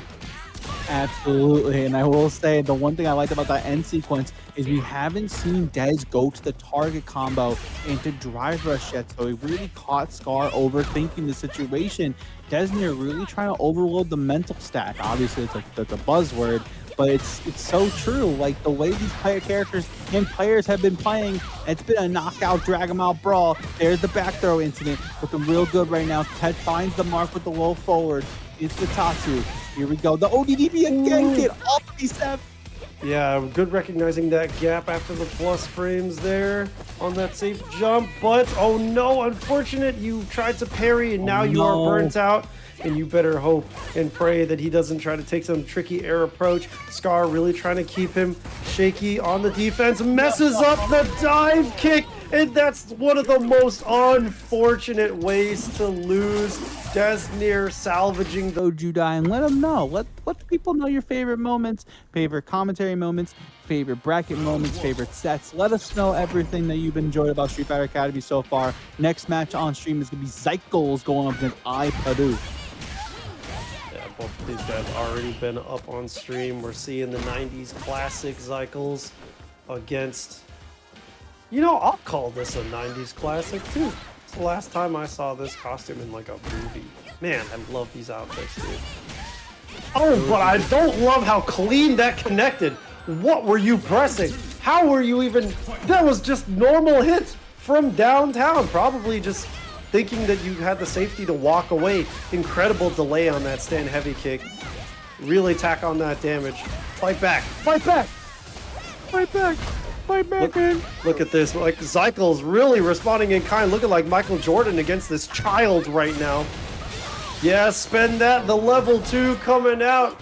Very clean, the Bushin scramble this kid's bones. Ouch. You heard the crunch at the end? It's like... Yep. I mean, at the end of the day, ninjas are tools of assassination. What do you think she's doing to this little Mexican child? We're assassinating the health bar right now off of the DP. Unfortunate drive reversals like trying pressure. The Tatsu is not gonna find his spot. It's gonna be a level 3 for iPeru to get himself back in this game with the health and the drive lead. Find something. Oh, the Condor Spiral Windstock in the jump-ins, doesn't get checked. Perfect parry. Gonna take the DP instead. Again, the crouch fierce. But it's gonna be the level 1. Gonna potentially bring Zykles just out of burnout. I like the sneaky spray can take. And it's gonna be a full confirm here by Zykles. We're gonna take him all the way to the corner. Level 1. Yeah, taking Zykles all the way to the corner after that whip. You better hope that pickup doesn't kill it. It does. Super unfortunate, but iPeru taking every opportunity. What a snipe from that drop. Zykles really must be feeling bad about that one, but isn't out of the set yet. Zykles is one of those types of players that continues to be heavily aggressive until it says KO on the screen, recognizing the spacing that drive reversal put them out, and the spray can was just about to go. Takes full advantage of that and keeps the corner control for theirs. Zykles can take full advantage. Again, the slide into the Tatsu. What's going to be the button in the challenge by iPeru. And now we got a back throw, and now it's iPeru's turn to have the party in the corner. Oh, what a counter hit check. Going in once again with that Bushin beats, but no bomb, no matter. Goes in for that overhead, able to take it. We don't need the mic drop at the end of the night, but we do need that full confirm, and the shimmy. Gonna take full confirm and full control right now. The crouch fierce into the mix. No dice, unfortunate. iPeru though, we're trying to find our way. And Zykles, again, the movement options that Zykles has been picking and a lot of these key situations have been immaculate. These resets have been really adding up for Zykles. And Zykles is going to take full advantage of this jab starter into level 3. Let's see how much damage it does. James Chen, if you're out there, will it kill? Let's go. And it does that poor rug. Oh, it's not on the rug. Silly camera work. Good stuff to Zykles now, tying it up 1-1 in the set. After a very good display of movement, these whiff punishes have been very clean. Zykles has just been so on point, but oh my god, once again, that overhead hunting down that neck. Yeah. Unfortunately, right now, iPeru just haven't had the chance to get the ball rolling in this set in terms of the game plan, because Zykles has really just reconditioned himself to kind of change how they're approaching the neutral and approaching these movement options that we've been talking about, right? And I think right now it's indicative of the gameplay and indicative of that round. And right now Zykles is looking like he's one to beat. Oh, yet again, these whiff punishes on these condors too. Like, incredible positioning for Zykles to be able to call these out at that distance. Going straight into the Bushin Ninja Star Cypher, letting that meter replenish just a little bit, but already this early of a round buff is so hard for iPeru to fight against. Yeah, and especially too, using the actual Tatu as a safe space because they have the spray can on top. The forward roundhouse is going to find its mark. OD Azuna drop gets taken full advantage. The 7 letters are on the screen, and Zykles falling into a place where they can see top 8 winners and they can feel the brass ring coming to them. But does iPeru have something to say and throw them off the ladder? He might. iPeru fighting for his life right now. It's not over. Score is now 2-1 in this first of 3 set. Zykles, such a strong showing. Anti-air, but back to the wall now. Unfortunate placing after that situation. Look how strong this is for iPeru. Oh, never mind. I cast a spell on you. The cauldron of the commentators curse is up and running, ready to go, and Zykles is going to take full advantage of this OD Tatsu. No meter required, and Zykles is now sitting at set point, sitting at a situation where we might have potentially have 2 Kimberlys in top 8. My dream. The 90s R&B renaissance. Thank you, New Jeans. Okay, the spray can coming out, but no. The chase down, seeing that backdash, but Zykles is not having that, really trying to keep that pressure point blank. Oh, and boy. right now, iPeru gonna try for the level 3, but didn't find the mark on the confirm. iPeru in a bad spot now. Reset. That mix was disgusting off the run, and we're gonna take some neutral jumps, but no perfect parry combo for iPeru. iPeru maybe a little scared, but the OD teleport's gonna find its mark. Level 3, pump up the jams one more time. One last guess on the table, potentially for iPeru. What's it gonna be? The string, both in burnout now. Oh my goodness, this is so close to teleport in. We're gonna take the plus frames on top. It's gonna be the dive after the run. Zykles gonna run away with it, and it's gonna be Zykles gonna be moving on, spray canning their way into top 8. We haven't seen Campaign yet. Everyone's a hype beast. I swear to God, the same drop, just in different flavors. It's the same thing, but it's fine because it's sick. But is it still sick if the pair of Nikes are the same pair of Nikes, just in different colors? Whatever. Good stuff so far. So for those at home, just to kind of get you guys No up context needed, it's okay. Campaign already giving me a campaign in my ass by giving me this Aki mirror. Oh my goodness, we haven't seen Campaign yet on stream. They did go to Evo. I think they did pretty well out there, if I'm not mistaken. We saw BDB up on stream earlier, having that incredible set with LazyBoredom. BDB rocking the purple, while Campaign rocking that indigo. Indigo? What the hell is an indigo? I don't... The cruel fates are just firing from downtown, dude. The same style. It might, or is that a darker purple? Like, I would call it black. I would say black and pink. I don't know. Pink? I don't know either, but it's okay. This is why I actually do like enjoying mirror matches from Aki specifically. because you see a lot, and especially these Aki players in particular. Obviously, we can't talk about Aki without talking about Flux Waves as well. You know, all these players are really, and Carcinus too, they've really exemplified what this character can do in Season 2, and it's really nice to see in these online brackets as we see Campaign take a back throw incident on BDB. BDB trying to find their spacing, trying to find something, but the OD Cool Fate's going to find its mark. And the Serpent Lash is going to do it for him. Game 1 goes to Campaign. You hate to see it. Why do you hate to see it? No, I was just reading. The banner's Right. pretty sweet. Yeah. Right. Yeah. I was just reading. Drive reversal getting baited, and BDB I think now able to punish and secure something massive with this. Look at that, hunting down that drive meter and just burning out of their own volition to sacrifice it for a screen position. But that anti-air, oh, nice chase down on that drive rush. The Cruel Fate to force the burnout.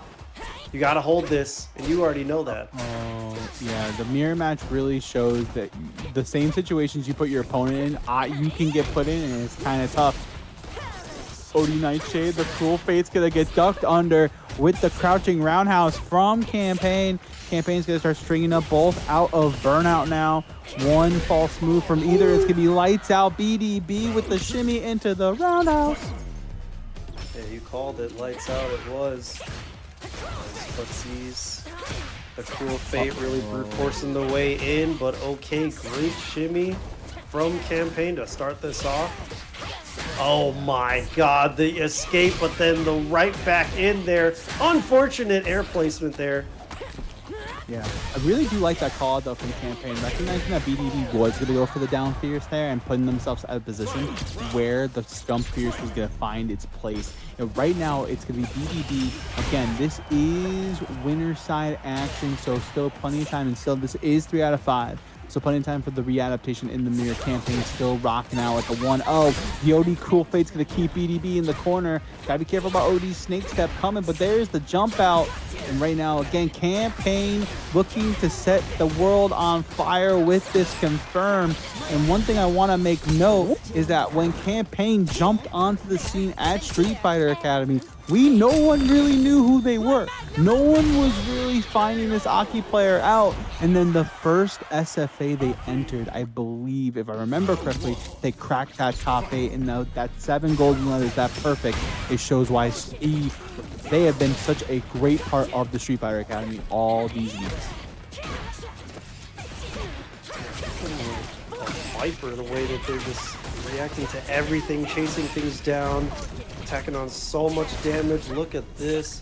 BlazeDeathBlade's barely escaping with their life, but still has to cut through all of Campaign's.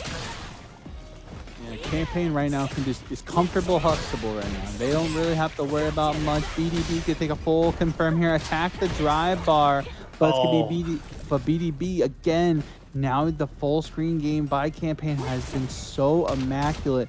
And even though you're taking a little bit of chip here and there, it's really not making a difference. The check, and Campaign looking to slither their way into top 8 winner side, set point for them. Pretty quick and convincing so far from Campaign, but who knows, we might just see a full reverse sweep from BlazeDeathBlade. Don't want to ask for a tall order though, as that meaty looks like it's working out super well for Campaign, taking on all this damage, reapplying the poison, but unfortunately the implications are there, in BDB trying to get the experiments rolling. It's going to be a full application of the actual poison. And again, we're going to start to box out at this corner with the Light Serpent Launch and forward roundhouse. And again, both of these players are just trying to find their spacing, trying to find the best spots to sit in. And the jump medium punch as well. And it's going to be the jab. It's going to fully find its mark. And Rose Briar's going to find its mark with those gift subs. We appreciate it as Campaigns their way into winner's side top 8. 10 gifted subs. Big ups to Rose Briar. Where's Floki? I'm right here. Oh, okay. I'm not actually harming my body. You can stop worrying. You're worrying anyway. Anyway, here we go. Yeah, this is top 8 winner side. It's going to be Paladin going up against Zykles. First time we've seen Paladin on stream. Newly sponsored as well this season of Street Fighter, and it's really nice to see as Paladin's already getting the ball rolling. Yeah, look at that. Zykles, known for their trickery and movement and well-placed hold up. Gotta take another one. No way. Paladin really trying to go back to the basics, okay? No need for all this wild over left, right, trigger, high-low setups, dog. I'm just, am I gonna throw you or nah? Yeah, sometimes the basics are sometimes all you need. And right now, Paladin again trying to make things happen. Zykles again. This character, for you, there's so much to say. The trade confirm. Paladin really just showing a masterclass of this character. Paladin was the first player to take down a bracket in Season 2 of Street Fighter 6 with that Ryu, and it rightfully so. And you're gonna get that Shinsho or Yukin to get Game 1 into your possession. Paladin with the Lakers key, doing it for Kobe. Yeah, he's looking real good right now.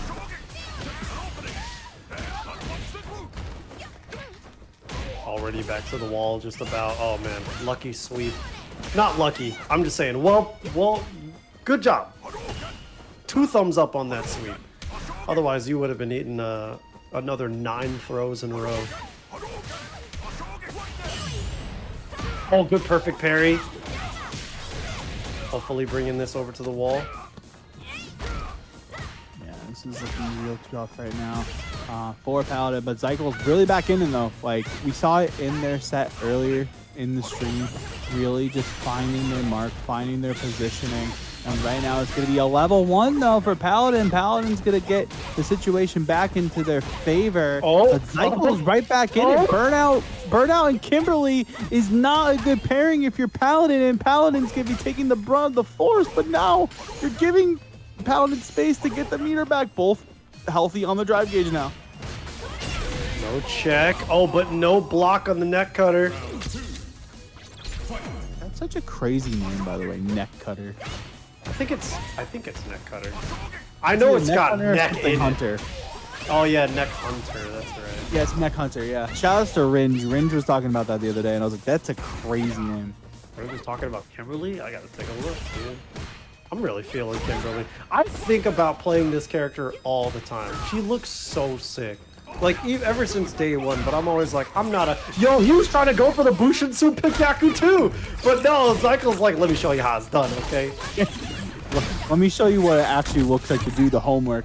And Zykles can take full advantage with the level 3, and it's going to be the Stand Fierce. Does not find the mark to finish the combo, giving Paladin another sign of life in this round. And, yeah. you know, it's a character like Ryu, you don't want to give them a minute because they'll take an inch. Oh my god. Floki, did you... Floki, I swear to God. Okay. We saw it. I was here. I saw it. You think I'm just here just like vibing or something? I'm paying attention. And right now, Zykles didn't pay attention. No, level 3 unfortunate driver. She's gonna take it in the throat. Yo, we are in. This is what it means to be in top 8 for Street Fighter Academy number 50. To be known as the only Street Fighter Academy number 50 champion, and especially with this kind of prize pot on the line, they're playing for it. My head hurts. What? Paladin had it, but good stuff to Zykles to make sure they secured it. Tied up 1-1 right now. Oh, doing the Bushin Senpukyak. Oh, going for the side switch? No, just going to take the plus frames. Unfortunately, the parry puts him in burnout, but he's still sitting in such a good spot. Oh, cannot contest that drive impact with good stuff to be able to recover in time. Can you block all of this pressure out? You can, and you can take your turn back. And leading the rounds right now. Good stuff to Paladin. Love watching this guy's Ryu play, man. Yeah, his Ryu play has been exemplary the entire time. What a call out on the impact. with a full confirm here. Level 2, my business to mine. Oh my goodness, look at the damage. And the full confirm onto, ouch. Your life bar. That Awful hurt. drive impact too. Didn't even go into burnout. That was half HP. But look at that. Zykles more than willing to gamble it with it once again. Can't quite get anti-aired with that though. Oh my god, send it! The overhead is there, but the impact right there as well. The Denjin charge just in case. OD Den Hashokuki full confirm. Ouch. That hurt. That's a lot of damage. And Paladin answering right back. That's a lot of damage. Gotta put a force flex on that one. Zykles really trying to stay alive in the set so far. That's a lot of damage. Ryu. This is Lakers Ryu. A lot of people are. Not a lot. I'm not gonna say a lot. The selective few, but people are like, is this Capcom Ryu? Who on the Lakers is the Shoto player? That's all I want to know. I thought that was a blue. I thought it was the blue scar, blue sash that he's wearing. It looks purple. Am I wrong? Oh my god, I don't know. Am I colorblind? Oh, hold on. I think Zykles is just regular blind, not seeing how he's gonna wake up. Paladin, great backdash, put him in this great position now, going for that burnout route, and you cannot escape. The DI was immediate. Donkey kick. I don't know why they don't officially call it donkey kick. Well, high blade kick is cooler. Is it? Is it? I mean, depends on who you ask. LeBron is set play, AD is a grappler, Kobe's a Shoto, Shaq was the That's sick. Shout out to DeeJay Shaq wherever he is. I can drop some beats as right now. Zykles getting the beats rolling after that level 3. It's gonna be the throw incident right now. Spray cans up to keep Paladin honest. And Paladin trying to fake out these fireballs with the Hashos. They find its mark, the meaty Hasho to keep it his turn. And we're gonna take a full confirm here potentially. One last, the Nove does not believe. Look, oh my god. Hasho, Hasho, Hasho. Oh, but the single button confirm into the Bushin beatdown. Drop the bomb. Zykles trying to rob this set from Paladin. Our first set of top 8. Seth really is an encyclopedia for supers now in Street Fighter 6, and I'm here for it. I like move names. They're cool. They put so much effort into naming those moves. They deserve to be mentioned. Nobody talks about the names. Level 1, level 2, level skill issue, okay? Level skill issue, whoa! Yo, shout out to Jammers, wherever he is. Yeah, that man's a real encyclopedia. Oh, wow. Was still able to recover to catch that punish counter, but unfortunately, Zykles able to pick that up. The drive reversal forced to come out, shooting fireballs from downtown, shooting threes from down court, and the overhead, and that's going to go into the level 3. The Shin Shoryuken. Is this going to be enough? That hurts so much, and it is going to be enough. Paladin gonna go up in the set, get the 2-1 lead. Zykles needs to answer back. All of this same stuff. I need the constant dopamine. I need new characters all the time. So when I see the same 2 characters, Kimberly, Aki. I'm joking. Both of these characters are such a delight to see. We're gonna see them go off right now. Deznere versus Campaine. The first jump in, leading really strong for Deznere. Brings it to the corner. I hate to let you know too, there is 2 Kimberlys and 2 Akis in our top 8 tonight. BlazeDeathBlade has qualified for the loser side of things, the less unfortunate side of things, and Deznere is going to make that health bar look less than fortunate, and Deznere going to get 1 round on the board. Okay, look at that. Campaign, a bit slower approach, but okay, no, unfortunate. Deznere, yes, the movement from Deznere is also incredible. The way that he's able to position for a shimmy every single time, but Campaign now fighting his way back out. Poison is applied, so now he's just got to keep things pristine. Finding the poke. And I will say Deznere has a lot of experience playing this matchup because he plays Prophet over in Connecticut, right? So it's that matchup knowledge that he plays, that they play almost every Wednesday, unless Prophet's somewhere or Deznere somewhere. So it's nice to get that matchup knowledge at a regular pace every single week. Shout out to my boy T3 holding this down every single Wednesday for the Connecticut only tournament. But right now it's gonna be Campaine holding it down with this level 3 to make it an even round count going to this final round of game 1. Okay, Campaign, you hate to see it, but having to spend all 3 bars going into this last round without him hopefully isn't going to be disastrous.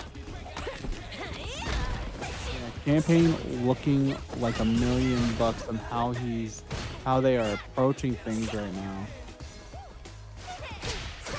Uh-oh, but the slide gets punished, and then we're gonna take a full confirm here. Campaign looking real strong, and right now it's gonna be the DI catch on top of it, and the poison is gonna keep adding up right now for Deznere. Deznere in a load of trouble. The perfect parry though into the stand fierce. We're gonna get a back throw incident right now. Snake step, no throw. Unfortunate for Dez. Seth, this is looking dire. Yeah, it could be dire. The drive rush going straight into the Bushin Ninja Star Cypher, the level 3, hopefully to get really close to a burnout situation. This is CA, it's going to do a little bit extra, and it does. Nails it. Wanted to attack on this pressure. The only way out is a buffered level 1, and there's the level 1. The parry coming out. It looked like she was jabbing, but the Kara into the parry, if she was. Good stuff for Deznere to stay safe and pick up that round. Right now, Dez looking to make it a 2-0 lead and trying to keep control of this matchup before Campaign comes like a runaway train and makes the poison make it so potent. And there's the throw by Campaign. Campaign looking kind of low on drive gauge, but we got Deznere to the corner, so it's kind of worth it. Okay. A big lead for Campaign. Still 1 bar left. This is definitely going to be a closeout for Campaign if he's able to find that hit despite that meter. Oh, but there it is. What a check. Converts into that drive rush, and now Campaign really trying to respond in kind to that last game. Still, both spray cans available for Deznere and a level 1. There's still a lot that can be done, a lot of trickery that Deznere still has in the bag, but it's just these constant stop signs from Campaign. Yeah, and I remember when Aki got buffed initially, and I was like, she is 1 or 2 buffs away from being so strong. And then the season 2 buffs came on top of it. The stand medium punch that she received during the egg patch was such an important change that she required and acquired, but Deznere are going to take full advantage of this, using their buttons to fruition right now. And Dez, again, that little waiting game, like waiting for you, like, I'm going to try to do something right now. No, I'm not. No, yes, I am. And try to find your way in. Oh my, the shimmy, the throw into the low, and we're going to take a full confirm here. Deznere going to take an elbow into the level 3, and I love this. You're going to initiate the level 3 buffs on top of this for the final round. Granted, you are out of 3 meters, but who's to say you're not going to get at least 1 or 2 going into the last round? Right, exactly. I mean, essentially, you have to think of it as like, oh, this movement speed and damage buff is worth a couple of super bars. So he's really got to be able to tack on the trickery, and you're not going to be able to do it like that if you're getting backdashed in the corner by Campaign. Now, the positions are in his favor. What a poison explosion anti-air, and it's just going to be looking disastrous for Deznere if he can't escape this. Deznere looking like he's dealing into some throw loops right now. It's going to be the stand medium punch post trade combo. But hold on, let's talk about combos here. Punk the God comboing from the end stream into here. Shout out to all of you guys. What's going on, Punk streamers? You guys are tuned in to Street Fighter Academy number 50. Hope you guys enjoyed that stream. Big ups, Punk the God. Happy birthday to you, and we appreciate you giving back to the community with this raid. You guys are tuned into the top 8. This is our second set of the top 8 here at Street Fighter Academy number 50 so far. 1-1 in this set. Deznere Campaign. Absolutely, and I'm joined here by Seth, and my name is Floki. We're holding it down and guiding you guys through this top 8. Winner side action. Deznere going to take a full advantage off the OD Azuna drop into the elbow. And again, Punk, congratulations on all your success. Congratulations on the Evolution win. And happy birthday to you. May your year be so prosperous. Yeah, hope you guys gave him all those birthday subs. But if you got a little bit left, you know, we got some stuff in the Matcherino. You know, we got like 5 codes left in the Matcherino. If you guys are feeling generous to Pug, you can feel extra generous over here. You know, throw a little bit extra that way. You know what I'm saying? Yo, spare Matcherino codes. Anybody spare Matcherino codes? Spare Matcherino codes. Anybody? Okay, I'm gonna stop. Yeah, Campaign now not trying to spare any damage right now as he's going for that tricky reset, the entrapment. Wanting to conserve all of the meter going into the final round of this game. Look at that, full sticks of butter. Ooh, but it's going to be the shimmy that's going to take full advantage of this. Deznere is going to bring him to the wall with the level 3 and to get the damage buff on top of that. Bushin Ninja Star Cypher engaged. Yeah. Speed buff, damage buff. Oh man, it's not gonna matter if you're just getting eaten up with that drive rush low, the throw. We going in, another low. Deznere was able to do it. The perfect, pristine, mint condition. Deznere bringing this up to 2-1 now. We got to talk about that pristine Matcherino in Jam. Doza 42 with the 25 direct contribution. And guess what, chat room? The codes are finished. Yay! Big ups, yo. Shout outs. Thank you. Big thank you. We were long past the top 3 payout, but now with $200, anything could happen with this Neo. Anything can really happen right now in this set as well. And there could be the confirm off the punish for Campaign, but the nice neutral jump on the coward crouch, and then again, nice drive reversal. Trying to get them going, but they are just going for it, Seth. Yeah, failed that drop on that risky safe jump, but oh my god, I can't believe it. Campaign picking this up, really trying to tie this up. Deznere does not want that. Yeah, Deznere really trying to shut the door on this Campaign right now. But Campaign trying to go to every single door and tell you why Aki is such a strong character in Street Fighter 6 and why Campaign is a player not to mess with. Ooh, but these consistent whiff punishes from Campaign has been ready for those slides. I'm curious why Deznere has been starting to implement those a little bit more risky options in his offense. Just getting through it, just landing, doesn't go for an air button. But like Deznere is really calculating. You're seeing this active brain activity happening right now. But oh no, Campaign getting that hit. That's going to connect into a lash into a level 3. And we are now tied up in the set 2-2. It's another Street Fighter Academy Classic final game going in. Once again, pristine mint condition. Absolutely. Gotta get a Gen Mint 10 from the PSA gods themselves.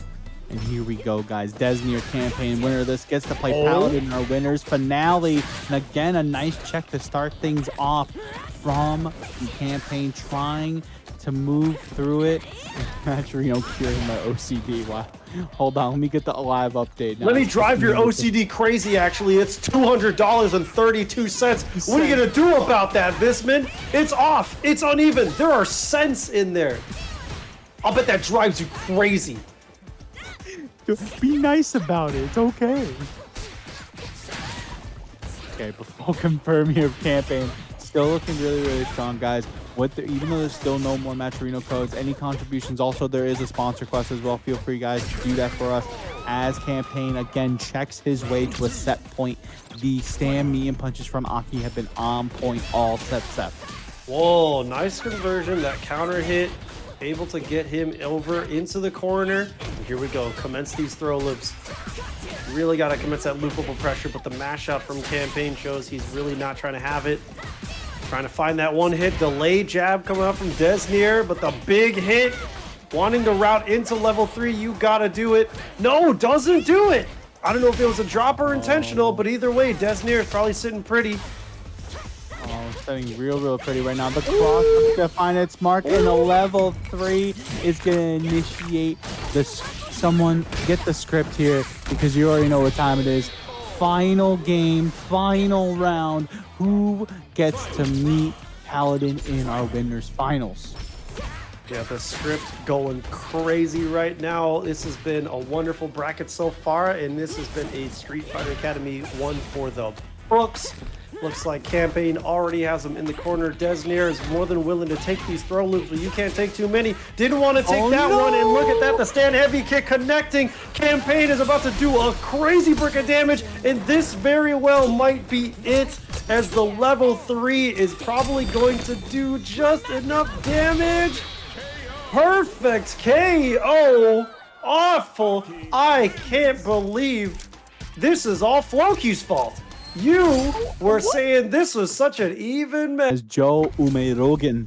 Oh yeah, that's right. Okay, he's so much. I love him on Akuma. This is so much better. I mean, this is a character that's like excels at footsies and Peru. Okay, he's chilling. Okay, maybe he shouldn't be chilling. He took the courtesy fireball. Right, he's like, let me even out the life right now. Literally, Tatsu situation from Thunder is gonna take a full corner situation. Absolutely, Thunder doing a really good job bringing the Thunder. Nice cross cut on top, no bait on the drive reversal though. iPeru still in a good spot.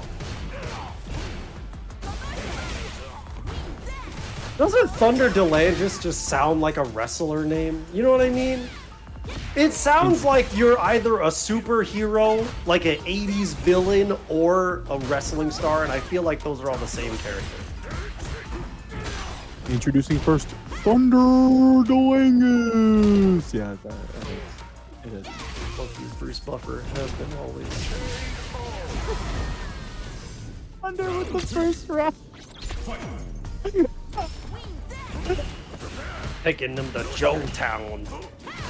Joetown is crazy. What is that? What? Seth, are you okay? I'm taking you to a ride to Joetown. Fourth best Lily, trying to show that they're the third best Lily right now over Thunder Delanges. This is like a set that you could, anytime I see his name, I could commentate this as Macho Man Randy Savage. I could do it.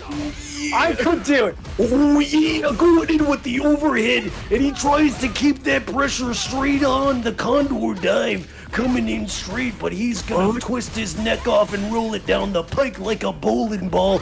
That low short not catching anything, brother, but he still gets that air to ear. Oh yeah! This is the greatest day of my life. Right. Got him with the Stone Cold. What? What are you hiring sober commentary? I'm sober, I swear, dude. The 6 animals thing is a bit. I can't take one, bro. Let me explain. Hold on, I need Thunder Delanges to close this out quick so I can tell the story about how my mom tried to kill me. Okay? Wait, whoa. With edibles. It's better with edibles. Right now, it's like saying it is in Minecraft. With edibles, don't worry. Right now, Sega has nothing on iPeru with these OD Condor Spires. Here comes iPeru. He parries on whips! No, that was so sick! It would have been so sick. Honestly, I feel like the level 1 would have been the better choice. I know he was trying to do that move to be able to like close it out and minimize the amount of guesses, but man, honestly, Thunder Delanges probably we're getting it right now. But Thunder Delanges getting the anti-air DP, and look at this corner lockdown. Oh yeah. Oh, yeah, my man is going for everything, but Peru is trying to do more. What are you doing? Is that Hulk Hogan? What is this? What? I'm just talking about Thunder Delanges. Gonna get a full confirm here off the The flame, brother. What? The overhead? I said what? I said tri-ass mix, brother.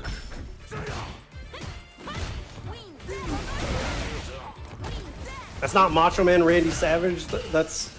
It's both, man. I don't know any other wrestlers from the 80s. And I don't even know if they're from the 80s. All I know is Macho Man Randy Savage pursued a career as a voice actor, all according to Space Ghost Coast to Coast, and he did great. That man is a real actor. You know Space Coast Coast to Coast? Space Coast Coast to Coast is one of my favorite TV shows of all time, just like how Oh, Akuma I is thought you one of were my the favorite player. shows of all time. So clean, the Adamant Flame going to the little sippy cup of calamity, going in. No, that's a critical art. No. Yes, taking the McDonald's Sprite. Sipping McDonald's Sprite. The Sprite has been locked and loaded and refreshed. What energy of Thunder, Dalangus, Thunder, trying to bring the lightning with these fireballs right now. Oh my god, do you see him buffering? Full screen! Oh, with the dive! Oh no. Crazy. Thunder Spire, drive reversal, the fireball. Got the OD pops. And the Oh.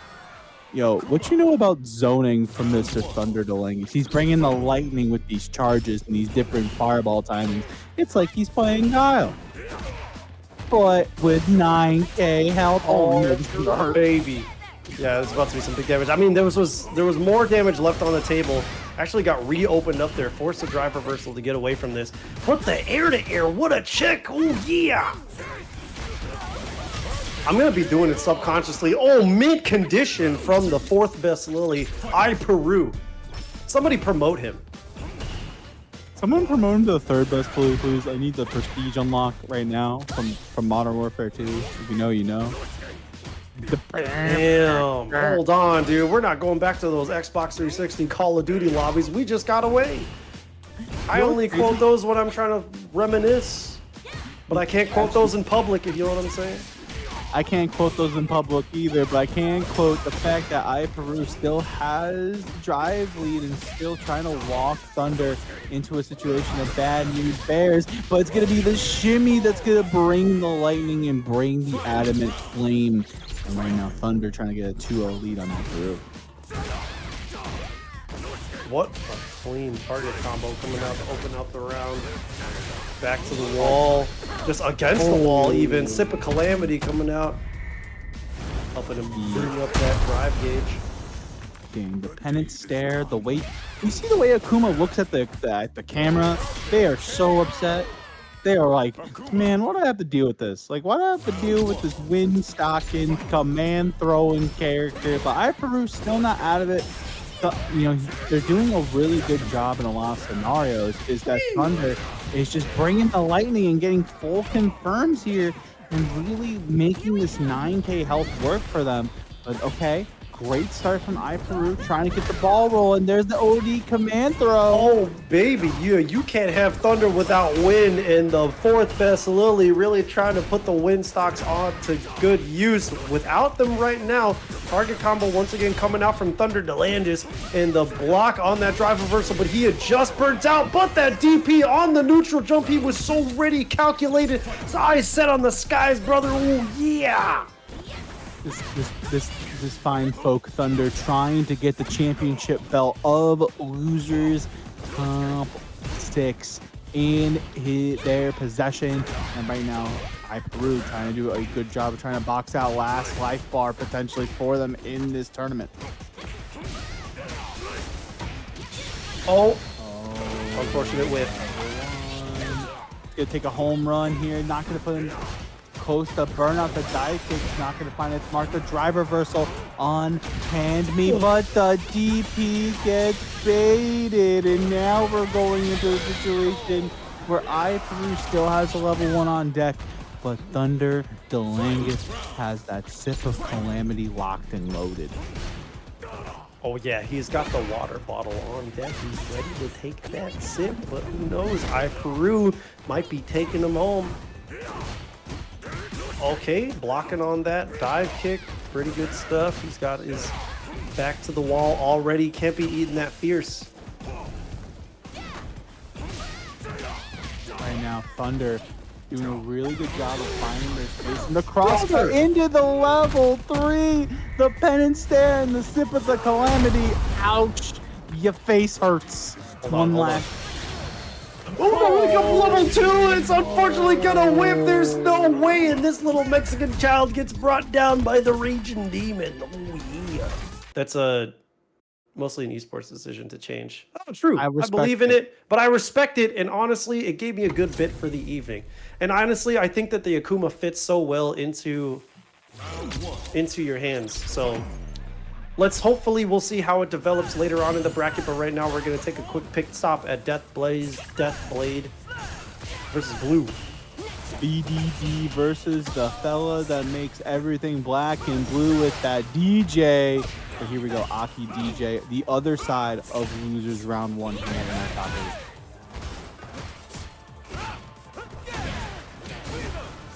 Gonna take this way well, but the whip, unfortunate, but the plus frames on top of that. Blues get to full advantage of this and they can keep this corner to themselves, full confirm. And I really like that from DeeJay players.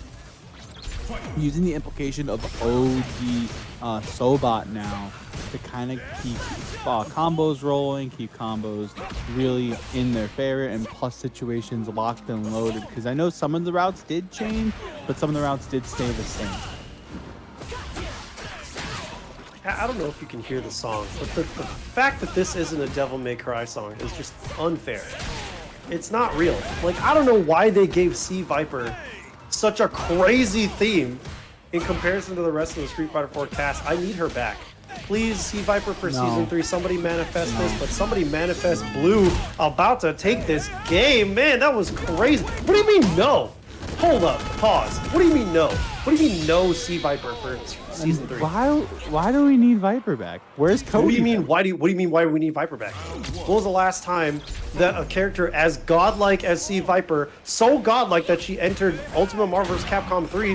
Why wouldn't you want her in a mainline Street Fighter title again?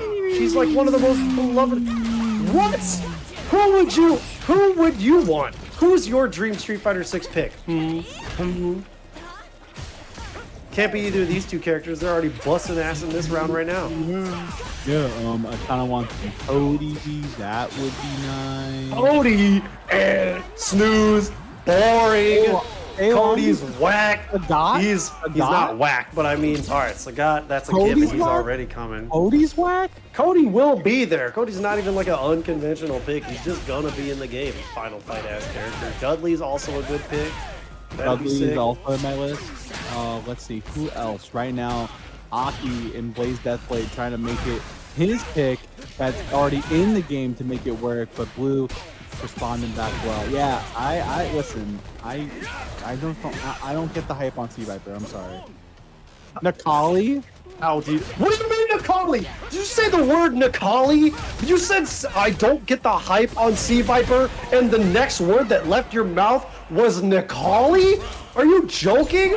I'm joking just about as hard as fucking Blue is right now, tying up this set right now. He might take this 2-0 lead, but you just might get fired for saying that Nakali was your pick over C Viper. That's insane. That's crazy. But yeah, crazy as hell.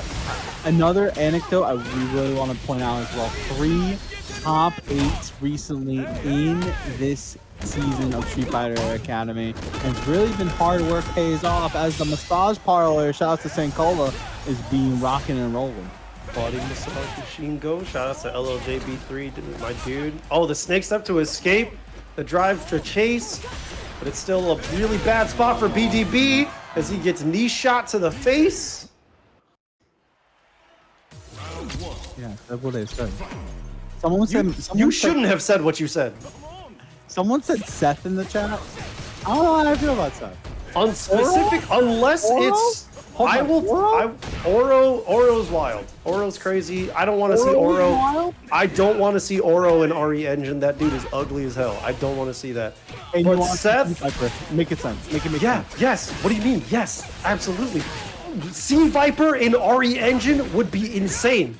Are you joking? You know how hot she is? Do you know how hot Blue is right now on a streak, about to take this set 3-0? We might see it. Blue really fiercely wanting that top 8 to be top 1 in Street Fighter Academy. Level 1, the greatest Soulbot in his arsenal right now. Not the greatest Soulbot ever. We gotta pull up on Floki's house for saying that C Viper doesn't deserve to be in Street Fighter. Yo, Deznere really actually making a lot of sense right now. My man just wants to see titties in RE Engine. Yeah. What do you mean? What? Yes! You're about to see Mai in a couple months. That's what the engine's for! No, I'm kidding. I'm just, yeah, bro, we're about to see Nipponichi, and you're right. You're right. You'll be fine. We'll save her for season 4, okay? We got Nipponichi. That's gonna last us like 2 different seasons. And who knows, the buffs to Aki might last BDB 2 more seasons after he's got this unrelenting pressure right now over Blue, really trying to rob that 3-0. Look at how strong this is. Oh, going for the entrapment, the command grab, trying to tie this set up. Trying to bring it back, reverse sweep incoming, who knows? And yeah, maybe I want to see Sea Viper doing fire loops in RE Engine. Maybe I just want to see a beloved Street Fighter 4 character that isn't El Fuerte or Abel. I'll also take Abel, make it back. You know what I'm saying? Like, I'm sick of the World Warriors. Shut up. Shut your mouth. Shut up about Hakan. Nobody wants that character back for real.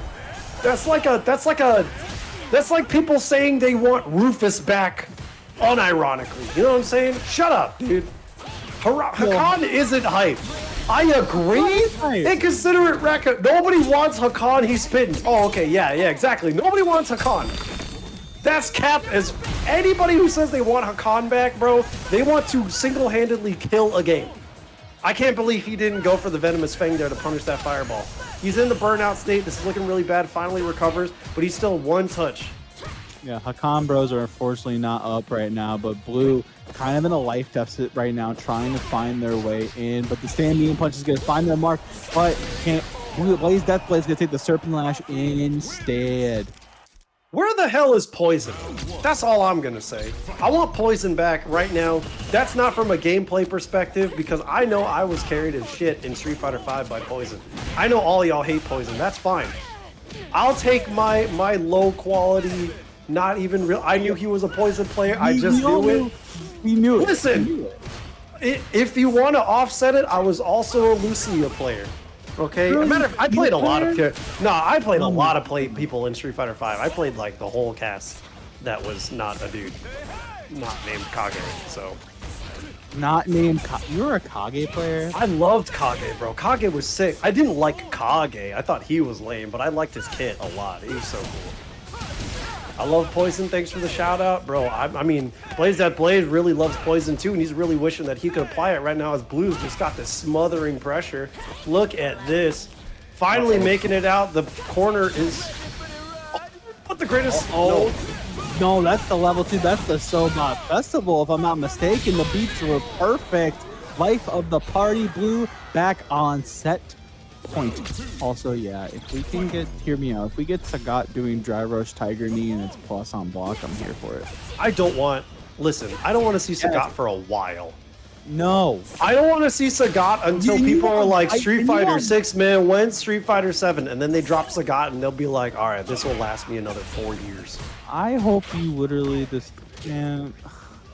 Like, Sagat is what reinitiates hype in Street Fighter, bro. Let him stay in the back pocket for a while. Great drive impact coming out from Blue. He really wants this 3-1, and he just might get it. The knee shot coming in to chase down. The pressure trying to steal that turn back with the parry, but just going back in with the knee shot. The greatest Sobot ever, trying to fish for that burnout, but BlazeDeathBlade just going for it of his own volition. But open up with the low, Floki. This is bad. Oh no, this is really, really bad. Blue trying to find every answer in the book. The target combo is going to do something. The drive impact to try to find its mark. Once again, the Sobot does not connect.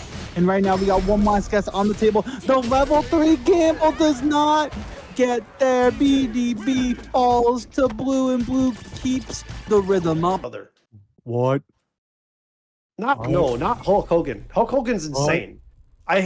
Hulk Hogan needs to go back to being irrelevant. Go rip off your shirt at home, bro. Right now, Thunder trying to open up some cans of a whoop ass onto Deznere, but Deznere trying to answer back, and already Thunder already hanging on the corner. They're shimmying into the OD Adamant Flame to get the Falcon farm here. Oh my goodness, that does a lot of damage to the meaty once again in the perfect. This man, fella, Thunder, really trying to go to the cream of the crop, and the crop always rises to the top. Oh yeah, that's true. I think the what is a Stone Cold Steve Austin. That's what I'm trying to do. But you, man, that's not the same era of wrestling. I don't think that they fought each other. I also don't know. I was too young when I was a boy. When I was a young boy watching wrestling, it was Stone Cold Steve Austin and not Macho Man Randy Savage or Hulk Hogan. So I don't know. Get Hulk Hogan out of here. Also, what would you call that article of clothing around Akuma's neck? The one that Kimberly is beating the shit out of right now. Yo, that's just beads. No, idiots. The little fur that isn't his hair. I don't know, but it's gonna be a rain. Are you serious? Look, a death for every fiber of hair on this little scarf thing on my neck. Get your ass out of here. Thunder DeLangus really trying to put on a show, brother, for us here at the Street Fighter Academy number 50. Oh, yeah. I have no words. That is doing numbers on my vocal cords. I have to stop. Yeah, I'm so you glad that have this to is my stop. last.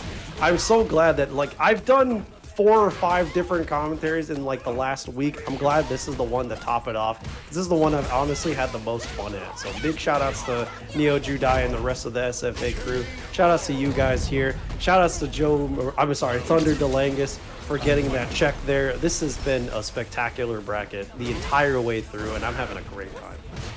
I should hydrate, you're right. Should we get some shout outs to Seth? My man has been working so hard. I've been so Shut proud up. of- Shut up. No. Get back on the mic. Get over there. Get back on the mic, because Thunder DeLangus is about to put him in a full figure headlock. Oh, yeah. Put the back throw from Deznere, really trying to lock these down. The fireballs from downtown. Brother, that was a 4th throw. We're gonna take a full confirm here. Oh yeah, adamant end. There's gonna be an end for Destiny's life bar. Oh yeah. I love how you combined Adamant Flame and Empyrean's End into one move, Adamant End, and it sounded so sick. That was actually tight. Yo, the cleanup with that overhead, really trying to keep this pressure on and true. Thunder DeLangus unrelenting pressure. Look at that meaty pressure, but unfortunately Deznere is able to peek their way out. Look at this. Jump back, put the chase down with the slide. This is going so back and forth right now between Deznere and Thunder DeLangus. Oh no, the anti-air is going to find its mark. Thunder DeLangus finding everything that they need right now, but Deznere is going to take full advantage of this. And right now, it's going to be Deznere trying to make sure our vocal cords are A-okay and try to weather the storm that Thunder is brewing right now. I don't care about my vocal cords, man. This is the last time I do commentary for a little bit. I'm ready to just spit up blood tomorrow, just out of straight up hype. Thunder DeLangus is at set point, really trying to make it forward into the loser semifinals over Deznere, but Deznere has got something to say about it, spending that meter to try to get in, brute forcing that mix up and trying to bring this back, making the huge full send reverse sweep. But Thunder DeLangus, that stand fierce, going into it, burning himself out, going into the sip of calamity. Take a sip of this McDonald's Sprite. Oh yeah! And a perfect, by the way. Thunder DeLangus moving on in the loser side of the bracket. It's going to be hanging out. They're not going to answer us right now. They're not going to answer. It's okay. But yeah, you're right. But it's okay. It's going to be Zykles and Bloo, though. So this is going to be a really good match between the two of them. Let's effing go. This is going to be a good one. Say it. Go ahead. Say it, Floki. Say it. I don't want to. Say it, Floki. No. Go ahead. You're making. Say it. Let's fucking go. No! Hey, Neo, get his ass. Fire this guy. Get his ass. All right, Zykles back to the wall already against Bloo, just chucking the plasma, trying to make sure that he can lock him down no matter what. But don't worry, Zykles ain't no scrub. Going full send, checking that low. Already trying to get into the corner. Yo, this is Rashid's theme. This is the Street Fighter V Rashid's theme. Yeah, now we're learning. You know what's stupid? There's so much nostalgia I have for Street Fighter V. I love this game, like, pretty much the entire way through, but I miss Street Fighter V, like, in some ways. I didn't play Street Fighter V, and I'm glad I did. You didn't play Street Fighter V? You are Oh, wacko for being able to dash under that up kicks, but the drive impact getting thrown. Good stuff to Blue to be able to save that scramble situation. Taking first blood in the set. Man, Street Fighter V was a trip, dude. Like, that game came out. Oh my god, the Super Bushin thing. Ninja Star Cypher level 3. You know, actually, speaking of Street Fighter V, there is a character that I don't think nobody wants. Except if your name is Idom and one of my boys do not. Keep her out. Keep her out. Keep her out. Keep her at the favelas. Keep her doing crime, okay? I don't care. Leave her in Street Fighter V. What do you mean? See, you guys are talking crazy like, oh yeah, of course he wants to see C-Viper. Of course he wants to see Poison in the RE engine. Get Laura can stay in Street Fighter V. I don't care. The CA coming out, the ultimate body massage machine go. It's gonna burn out for sure. Definitely not gonna kill. But let's see how Zykles can respond without any drive meter but the buff. Listening to the tunes. Back heavy kick does not connect. A nice check on the Sobot. And it's going to be Zykles eating up the round count. Yeah, listen, launch Street Fighter V, I heard nothing but bad things about. But yeah, no, I was a Ken player in Street Fighter V for like the 2 minutes I played it. Launch Street Fighter V was not great. Even me, who wasn't into fighting games like that crazy, knew at the time, hey man, I'm not really having fun with this. But I watched that EVO 2017 when Punk lost EVO to Tokido and James Chen was crying and everybody was crying and I was like, damn, why are they crying? Why am I crying? This game is sick. That was when I decided to play, and then guess who came out like right after that? Sagat. I don't play Sagat, but I thought Sagat was hype. And what is hype right now is Blue being able to take the advantage, the safe jump from that knee shot, baiting out the Bushin beats, and Blue got some Bushin beats to show you as he's taken this so far 1-0 in the set. That was crazy. Yeah, Floki, I think that you were probably saved from not playing Street Fighter V, but you missed a really good time. Like the journey from midpoint of Street Fighter V all the way to the end. If you were into that game at that point in time, it was a beautiful time. It was a beautiful time, but I really like the beautiful time that Blue is putting Zykles through right now. And I feel like you can see the confidence radiate off of Blue and like how they are manipulating neutral, how they're calling out these buttons as well. Blue gets a full advantage. The shimmy once again playing with confidence as Blue trying to make a statement and trying to get set point already.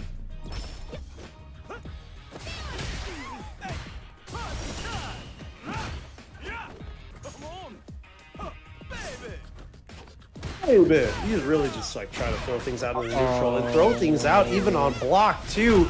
Blue taking a big risk trying to go for that jackknife there, but Zykles ready with that response. Now has him in the corner. Blue trying to just poke out, trying to play that mid-range, trying to find a good whip. Oh shit. Oh, nice putting out that button, that buffer, but the Bushin beats to beat that throw. Bomb. We use the bomb to get an extra little bit of damage. I like the use. We've been seeing it all night from Blue. The fact that they've been ready with the crouch spears into Sobot if they're not in perfect range to get a confirm. Gonna get the punish counter on the roundhouse. And Blue is looking real strong right now. Ouch. You think you're dead. I think that was the set just like that. Yeah, Blue looking like signed, sealed, and delivered. 3-0 over Zykles. Yeah, that was incredibly fast. Yeah. That was 3-0 already? That was 3-0 already. That what was the hell? That was crazy fast. So I'm not gonna lie. Oh, go ahead. I'm sorry. Oh wait. Yeah, that's what. Yeah.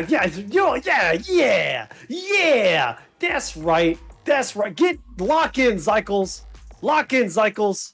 I believe. I know Zykles just needed to take a step back and lock in. Okay. I know that this. Look, I know Blue's made the top 8. several times, 3 times in a row, and good stuff to you. However, Zykles is here to play, okay? Powered by the 90s R&B. He's got New Jeans playing on his headset right now, okay? He's really trying to make sure that he can win this. He ain't no scrub, okay? I do apologize to chat. I did get mixed up because we did not see the set counters on my end. But I saw a 3-win streak and I was like, dang, just like that. But Zykles taking the time to think about the match, thinking about the time, and also taking the breather. Name Lindsay brings up a really strong point. But the punish by Bloo. Bloo really just kind of running away with this right now. But Zykles undeterred though, feeling very confident. Okay, nice punish on the up kick. But unfortunately, yeah, couldn't keep that meaty, but nice. Going for that. Oh, nice, but the perfect parry. Just really back-to-back good decisions from Zykles. Really trying to pick this up and secure this game for himself. Unfortunately, just sitting back and taking that burnout, but full setting that spray can, really trying to find. He needs a resolution. He really needs to be able to chuck this out, but the burnout pressure is going to mount as Bloo finally gets that drive meter back. Bloo doing a really good job of trying to maintain space, but Zykles really doing a good job getting out of burnout. 30 seconds left on the clock though. Still a little bit of time for each player to kind of find their space and find their moment. And the DI is gonna miss, but the greatest snowball ever is gonna whip, but no punish by Zykles. Zykles has 20 seconds, but it's not gonna matter. Bloo on set point now, for real, for real. Zykles, I need a 4-page letter on exactly why there was no punish following behind that, but it's okay. Zykles is still alive, but set point for the whole thing is available for Bloo, and I know Zykles is feeling pretty heartbroken right now, but he's got to lock in, and I believe the backdash to punish counter that throw, the greatest soul bot to be able to come out, and oh no, it looks like Zykles in such a bad spot, really trying. He's gonna need something. Is he that somebody? That back throw better be the spell of something good here, but oh no, the jab pressure coming out from Bloo, and he's gonna do it. Unfortunate for whole evening. I like Neo for hosting a great brackets. You know, I like myself because self-confidence is it. You know, it's a brat summer. We gotta love ourselves. But I also like Ryu. Okay, I like the LAGrs. That's what I like. Okay, Paladin coming out here, trying to put on the show with the Ryu, the underdog, the old man classic.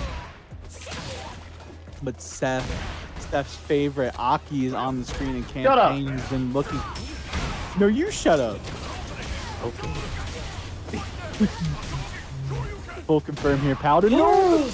I am casting spells already. Are you serious? Bro, dude, Floki in here with the commentator's curse, just whipping spells left and right, dude. Okay, Paladin, nice with that delayed drive rush medium punch.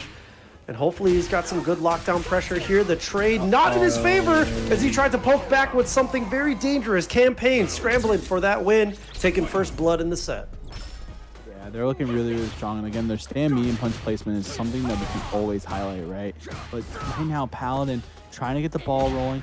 Goes for a parry. I like the challenge there with the stand medium kick.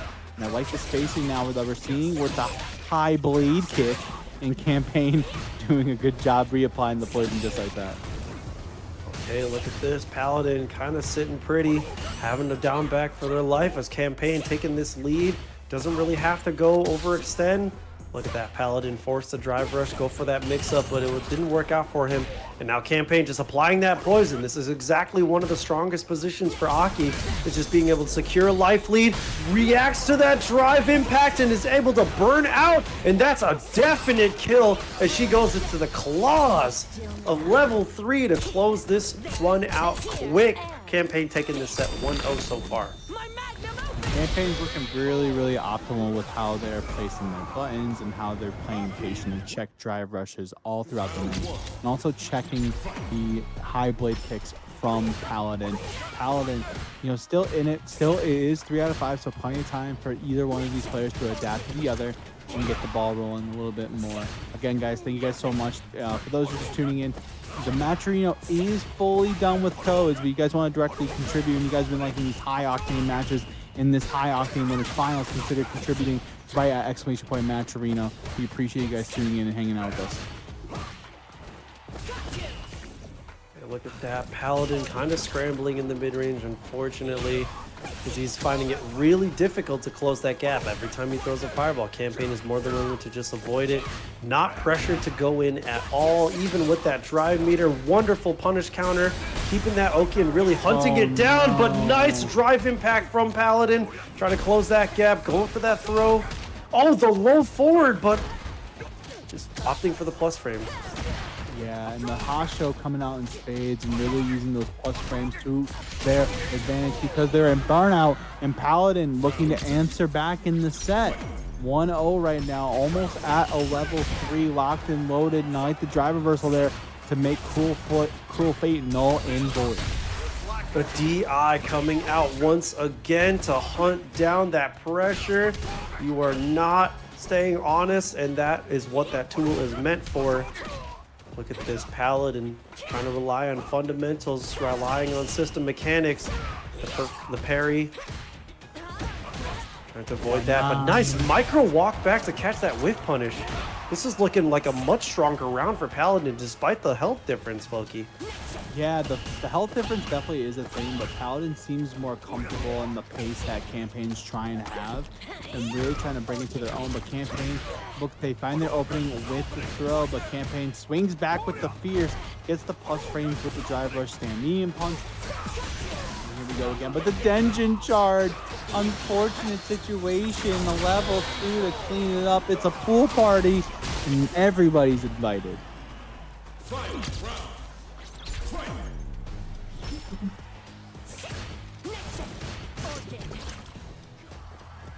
Finding yourselves in the neutral once again, trying to look for something, for someone to figure out the best combo route to bring us to the corner. If you're Paladin, to get the hot shows cooking already. There's the whip punish with the go forward, the throw, the set.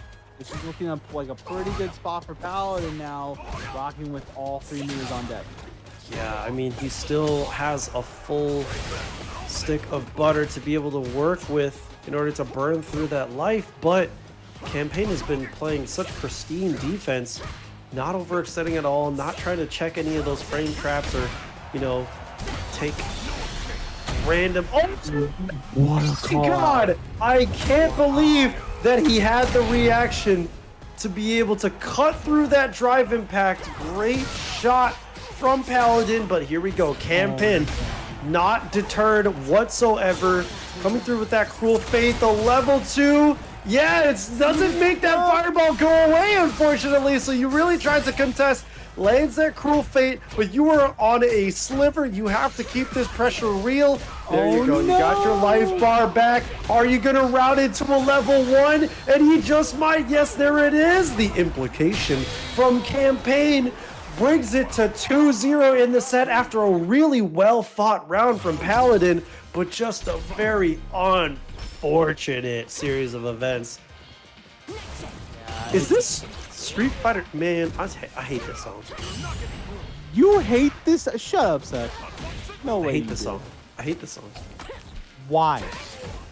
It's okay. Listen to me. Listen to me. No. You know when you're in the late 2000s, the early 2010s. Okay, you turn on the radio because it's not your car. You're just in a car, and on the radio or in whatever public establishment you're in, you hear Taylor Swift's Love Story or Black Eyed Peas, any Black Eyed Peas song. Okay, and you're like, God damn it, not this song again. That's Street Fighter 2 Guile's theme to me. You. So wait, are you saying Taylor Swift? You don't like Taylor Swift? Yeah, I will. Yes, what? Of course. I don't like Taylor. What? Anyways, Campaign on set point. This is a whole other conversation we can have later. Oh God, you're so white. I can't believe this. You like? I am a Taylor Swift enjoyer. I'm not like a spawn. You're a Swiftie. I'm not. How am I a Swiftie? Please explain. Please explain. I'll wait. Word. All right. Anyways, with the Swiftie reactions coming out from Paladin. Look at that. Low forward into the Hashokeki, going into the level 3, putting on some huge damage. And look at this. The pressure is still continuing from Paladin, but Campaign trying to fight back. Punishing that drive gauge, keeping safe. It's okay. This guy hates Love Story. Dog, Love Story, I heard it too much. You know what I'm saying? It's too much. Every Dunkin' Donuts I entered at the time, every public establishment, whether it be a gas station, a coffee shop, my mom's house, a car of any kind, even the bus. People were just playing that shit on the bus. I would walk down the street, some asshole was playing it from his phone. I hate Love Story. I don't even really have any strong opinions of Love Story except for the fact that everybody's playing it all the time.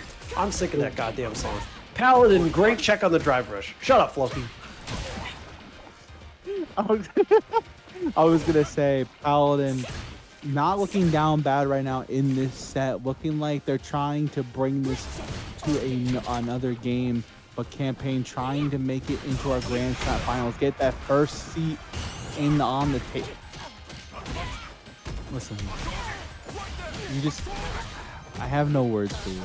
I'm just really upsetty spaghetti right now, but it's A-okay. And right now, Paladin trying to make a love story out of that situation, but it's gonna be the drive impact instead from Campaign. Campaign's gonna take full advantage of this, starting to string them up, trying to make them suffer through this tortured poet society kind of mix, but it's the level 2 that's gonna get baited. And right now we're gonna be sitting at a situation, we're gonna bring them right to the corner, we're gonna fully confirm this, and it's gonna be a perfect end to a perfect winner. Well, hold on, because the scaling behind this super, even though it's level 3, even though it's critical art, there's a lot of scaling behind this. Son of a bitch. I really tried to create hype. Okay. Yeah. Listen, if we watch this later on YouTube, I know I'll have the YouTube comments on my side. Oh, that's a joke. Either gonna be on, they're gonna be like a straight down the middle. YouTube comments for those who are watching. What's up, Tento? You came at the right time. Tento, save me! Tento, save me! Do you like Taylor Swift? Let some ass play. God damn it, he's cooked. He's at DreamCon. He's actually cooked. He's drunk as shit. Oh no. This is danger for you, Seth. Yeah, but this is looking great for Thunder Delangis right now. He's got Bloo in the corner. Bloo poking back, trying to put him back into the mid-screen. The great jump in right now. Looking good for him as Thunder Delangis is trying to find the avenue to keep Bloo on his back. Oh yeah, he's going for that drive rush, but the perfect parry's looking mad clean from Bloo. And he's really trying to grasp at straws and take minor hits in order to be able to close this out. The knee shot forcing an EXDP response, but the OD jackknife comes out from Bloo to tie us up or take the lead, as a matter of fact. Oh yeah. I appreciate the segues with oh yeah, because that's been helping me a lot. Also, Bloo, with that emphatic first round, you know, this battle of the win streaks right now, both of these players have shown all night tonight that they can get it done when it matters most, but who wants it more and who wants a chance at the guap at the end of the night? Taylor's, you know, Tento, it's fine. It's fine. I'm not. You called him Taylor Swift, bro. I said Tento. You said Taylor's Tento, trying to do the classic commentary segue, and I'm going to do one right now. Good stuff to Bloo to be able to check that and catch the bait on the EXDP, but here we go. That's going to route into the level 3. This guy is so tense. Let me body massage you really quick. I can see your muscles through your skin. It's looking uncomfortable, buddy. I hope you feel better in game 2. This feels like an episode of The Office where we just do commentary and we just have like confessionals. How about, you fool, there's no mics, okay? If I could do the whip zoom on my face right now with the webcam, like that'd be so sick. Oh my goodness gracious. And right now, Thunder Delangis, formerly known as Joe Rogan now, doing a really good job. And I really like this change to, you know, a great job. Again, the forward heavy punch as well from Thunder has been really applying a lot of pressure. Listen, it depends on the song you'll listen to, though. It's okay. Listen, name one song by Taylor Swift that pops off. Name one song of Taylor Swift that's like, damn, bro, I need Alchemist to sample this right now. I need the conductor to put this on an Action Bronson album right now, bro. West Side Gun is about to spit bars to this Taylor Swift song right now. Name a single one. As Thunder the Langus runs that one throw in that meaty setup into the Sip of Calamity. This is going to do a huge brick of damage. Not quite going to kill, but just one more guess to do it. Yeah, super quenched in the drive and health department is Thunder, and Thunder gonna get a round on the board and the game on the board. We're looking at a 1-1 situation right now in our loser semis. Winner of this does move on to meet Paladin in the losers finals. The ODDP unhand me. You gonna try to come back? Flanders, I can't believe, oh my god, the mash? Yo, Thunder Delandis is insane for that mash against that super plus setup. I love that kind of energy. Unfortunately, couldn't close out that round as Blue was so ready to take that lead and get away with that. Blue trying to tie this set up there. Thunder Delangus in such a powerful position, though, with that one-game lead. Yeah, Thunder, both of these two, it's been a scrap the entire time. Nice confirm with the machine gun upper. But again, the ODDP, Seth doesn't want to take any of this. He doesn't want to deal with any of these setups, any of this damage. He's going to take a full confirm here into the corner. We go into the adamant flame and the crosscut. And he's going to make the soup, make them wake up and just get another round on the board. Oh my god. I love how we could like visit this with complete opposite energies, right? Like you're going in with that crying energy, and I'm going with the yeah, you baited that shit, brother. You baited the shit out of that. Look at him right now. He's beating his ass. He's got his back to the wall. Yo, Blue's getting that bus ass right now. That meaty back heavy kick set up. Bam! Going into that big quench of Calamity. He's about to Calamity the shit out of this. Yo, eat that boom to the mouth, bro. One more setup, bro. Crazy right now.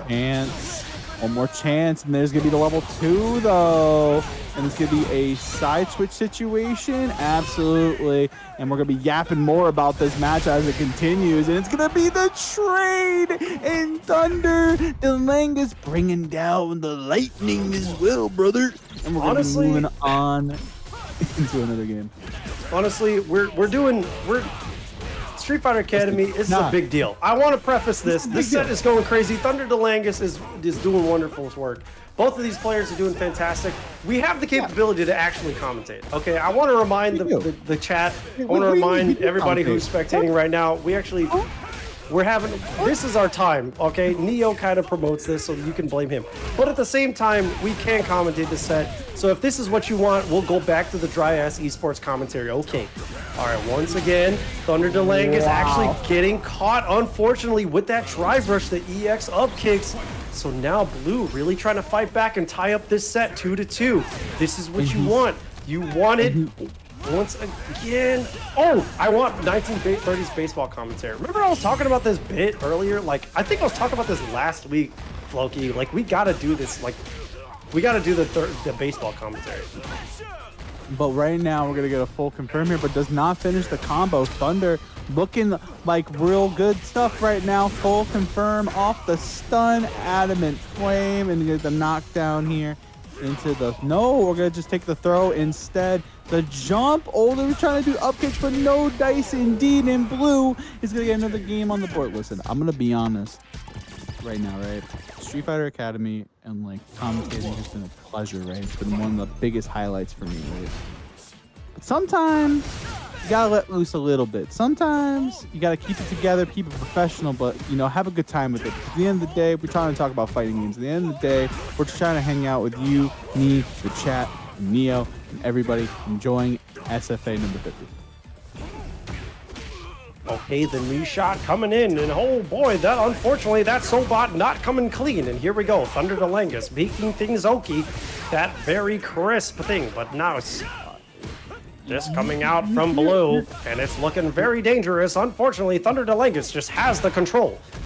But he's saying why I order, and right now hitting that cross-cut DP, and it's gonna be Thunder Delangus trying to get the zoning pressure in, but it's gonna be the sweep ×2. That's gonna look like Thunder is gonna take another game on the board potentially.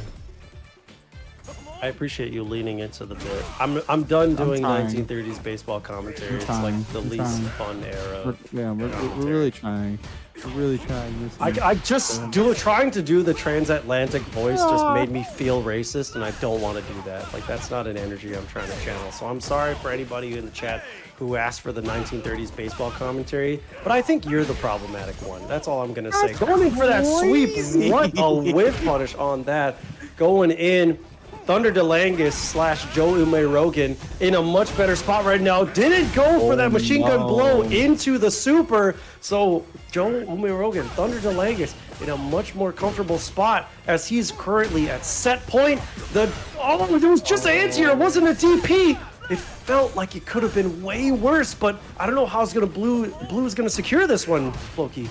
Oh no, it's gonna be so close.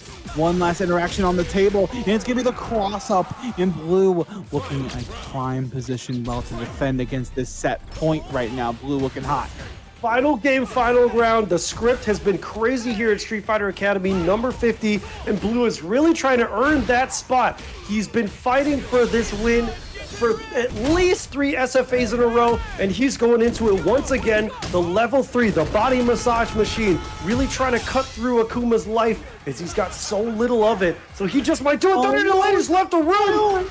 Is that a spoiler? Yo, don't look, chat. Just don't look. Failed to retrieve. Don't look. Yo, chat. Oh my God, Bloo. He checked the drive for us. Do it right now. All 3 new names for the top 3 of the Street Fighter Academy so far, and it's a wonder to see. Good stuff. Paladin electing for the Cammy switch in the Blue matchup against DeeJay, but who knows who's going to take this, as it's going to be a new champion no matter what. So here we go. Everybody's got a Cammy, Neo. Shut up. This character's so easy to play. This character is actually really good. And again, like we've been talking about all night, players like Punk, players like Kazunoko, Akira. The list goes on. Hurricane, Neo, Judai. This character is actually very not easy to play. I just want to put that out there. I was completely doing a bit. Like, this character, the way that she has to do footsies is so harsh, and the fact that she has like the dive kicks and making sure that you space that meticulously, it's so tough. So good stuff to Paladin to be able to have that skill, not just on Ryu, but on the Cammy. And we're starting to see it come out in spades as he goes for that level 2. He just might. No, not quite. Oh no, but the nice check on the jabs. And one thing to know about this matchup, I think for certain ranges for Cammy, I feel like this could be better than the Ryu. You have things like the crouching medium punch that you can stick out as Cammy, for example. Things like her low forward, things like her dive kick pressure, and really change the trajectory and really make Bloo second guess their actual anti-air approaches as we get the greatest Sobot ever, level 1 knockdown. But ODDP, we're going to spend the last bit of meter to get them into a situation where Paladin has to defend now. Unfortunately, because you're in burnout, but Paladin, again, really working this corner and making it their own. It's also like Cammy has got room for error, right? It's the way that she can play footsies, the different ranges that she can play at. Like, there are times where she can catch things much easier with that low forward, like that drive rush. He's going in for that level 2. He's not going to be able to kill, but he's still in such a... Oh! You almost died, but he's in still a great position as he's able to close this one out. Paladin taking it up 1-0 in the set right now. Yeah, he's really heavily utilizing that Killer Bee spin, and it's such a good spot and a good example to show of just how like adaptable and versatile Cammy can be to a very potentially weak matchup for Ryu. She's got the positioning, she's got the anti-fireball tools. She doesn't have to deal like with having a fireball can sometimes be a crutch because you might not have another way in. Like, think about it like this. Ryu will throw out a fireball, he's got to deal with the double air slasher, whereas Cammy can just kind of like block things out, go for a dive kick or go for a spin knuckle, and you know, it looked like it much easier for Paladin in the matchup so far.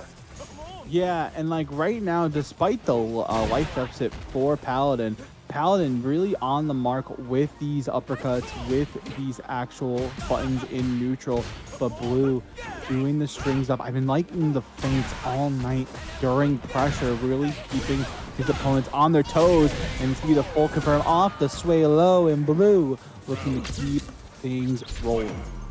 Yeah, exactly. Paladin is doing much better at being able to play the footsies game because that's something that Cammy is much more able to succeed at.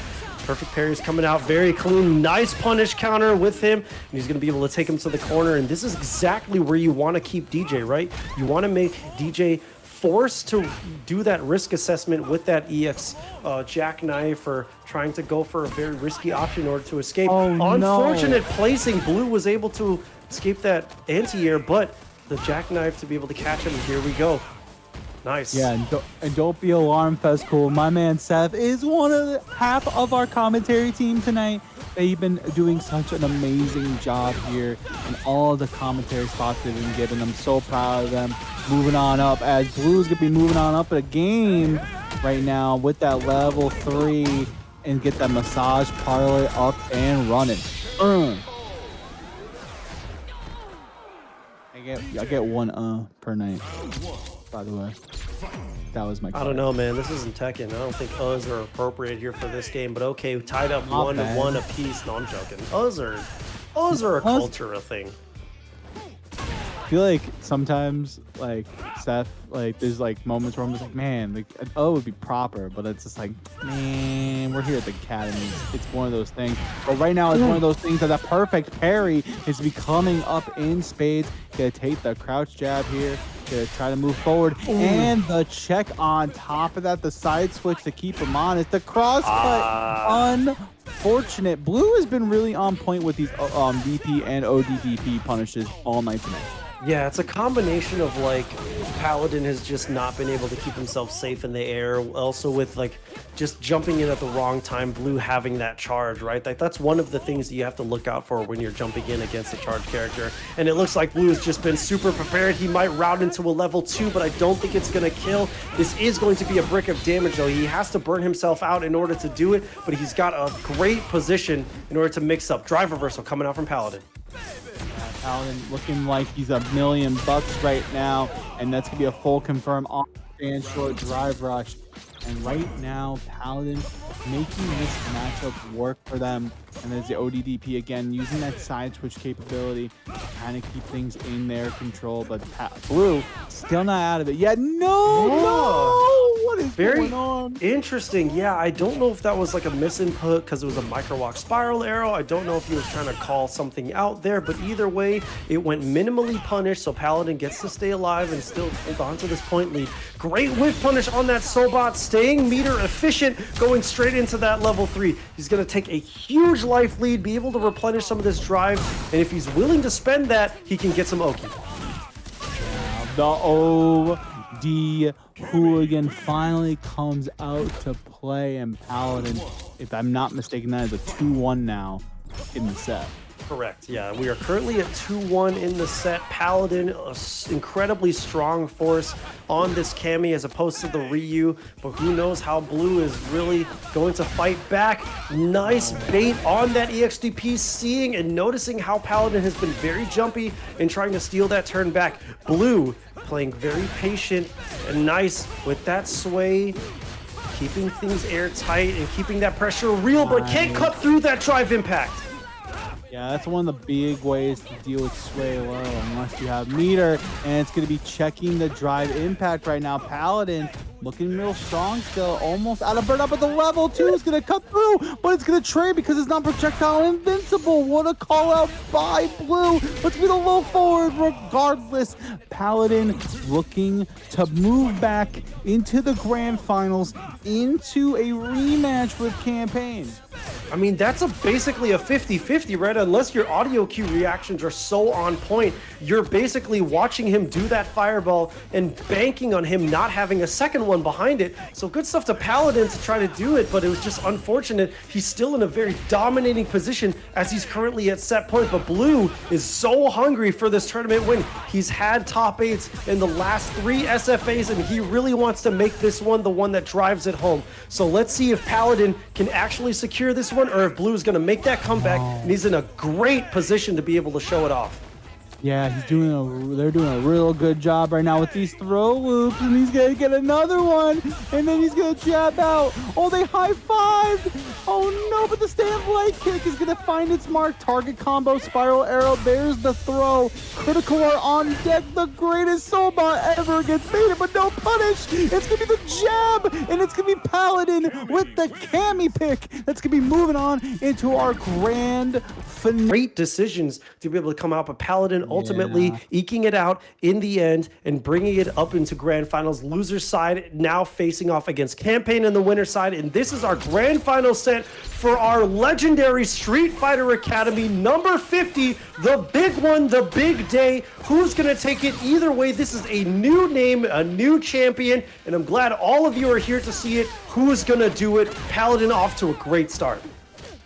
Paladin really trying to start the pace, and I think this character change is going to be looking real good. Black Vegeta and Faulty Thing, love to see you guys in chat representing as always like you do. But here we go, Campaign right now. I feel like this change in pace from Paladin to the Cammy, I think is a really healthy change because you're able to keep pace with the Aki. You're able to play at a spot where in neutral, once you get in, you can start the party. And right now, you're starting the party with a drive reversal punish, and Campaign already looking kind of weak in that department, but there's still plenty of time on the clock. You still have an extra set to play with if it does go to the reset. Yeah, who knows? I mean, it's the same.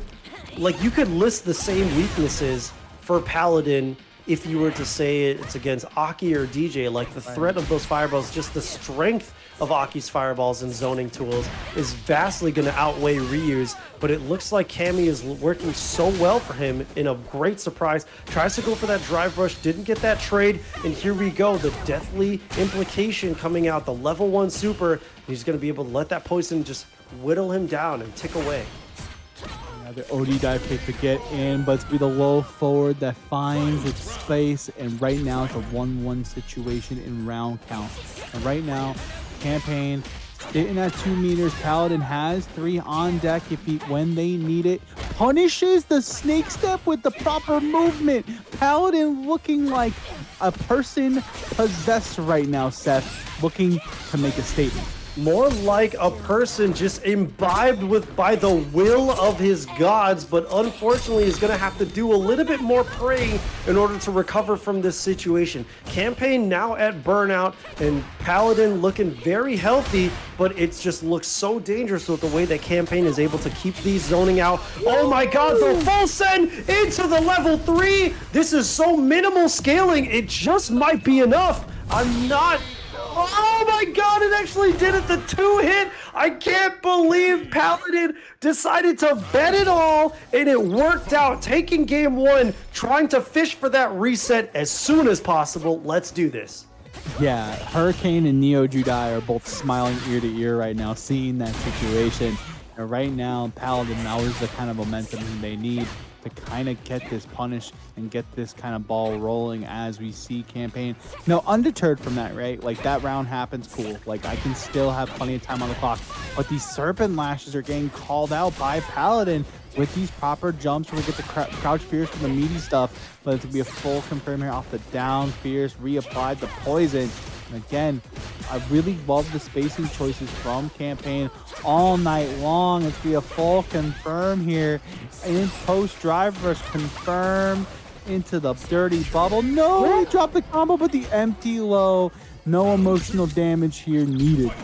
You know, the Aki Nation has just been coming out with so much tech over the last few months. It was so difficult to say if that was actually a drop or a setup or not. But Campaign able to eke out that round, coming out with the level 1, actually catching that throw attempt. And let's see if he's able to salvage this one and be able to close this out and secure himself a lead. Campaign slowly regenerating that drive bar. Even though his back is to the wall, he looks like he's in such a dominating position. Yeah, they've been doing such a good job too. Like, both of these players are really playing the game how they're supposed to. Really keeping a spot where it's going to be perfect. And it's going to be a bait on the level 3. What a call out with the shortstop. drive rush. And it's going to be Campaign 1-1 right now in our grand finals. For those who are just tuning in, you came at the perfect time in terms of the grand finals. It is a 1-1, and now we're going to the Ryu. The test and experiment is over. It is time to head back to the Ryu. Yeah, it's a very interesting swap because I don't feel like he made any mistakes that would warrant actually, exposing weakness. I think that Right. he was doing very solidly on that Cammy. I think that there was just places that he needed to present the dive kick as a threat a little bit more. He needed to kind of make Campaign a little bit more unsure on that defense and get a little less comfortable in throwing out fireballs. But here we go. He's switching to the Paladin. I think that that's kind of the method that he's taking right now, trying to already present a very strong ground game and try to hopefully instill some fear with this switch. Yeah, and like, it's nice to have the Cammy in the back pocket, but in a matchup like this, where like the zoning game has become a problem, but in that last match, none of it really came to fruition. So maybe this is just maybe a comfortability pick at the end of the night. But we're up at the commentary booth and they're in the game, so the mindset might be different. As Campaign right now is gonna bait out the throw with the throw on the parry. The level 1's gonna connect though, Steph, and right now Paladin's gonna get the jump in.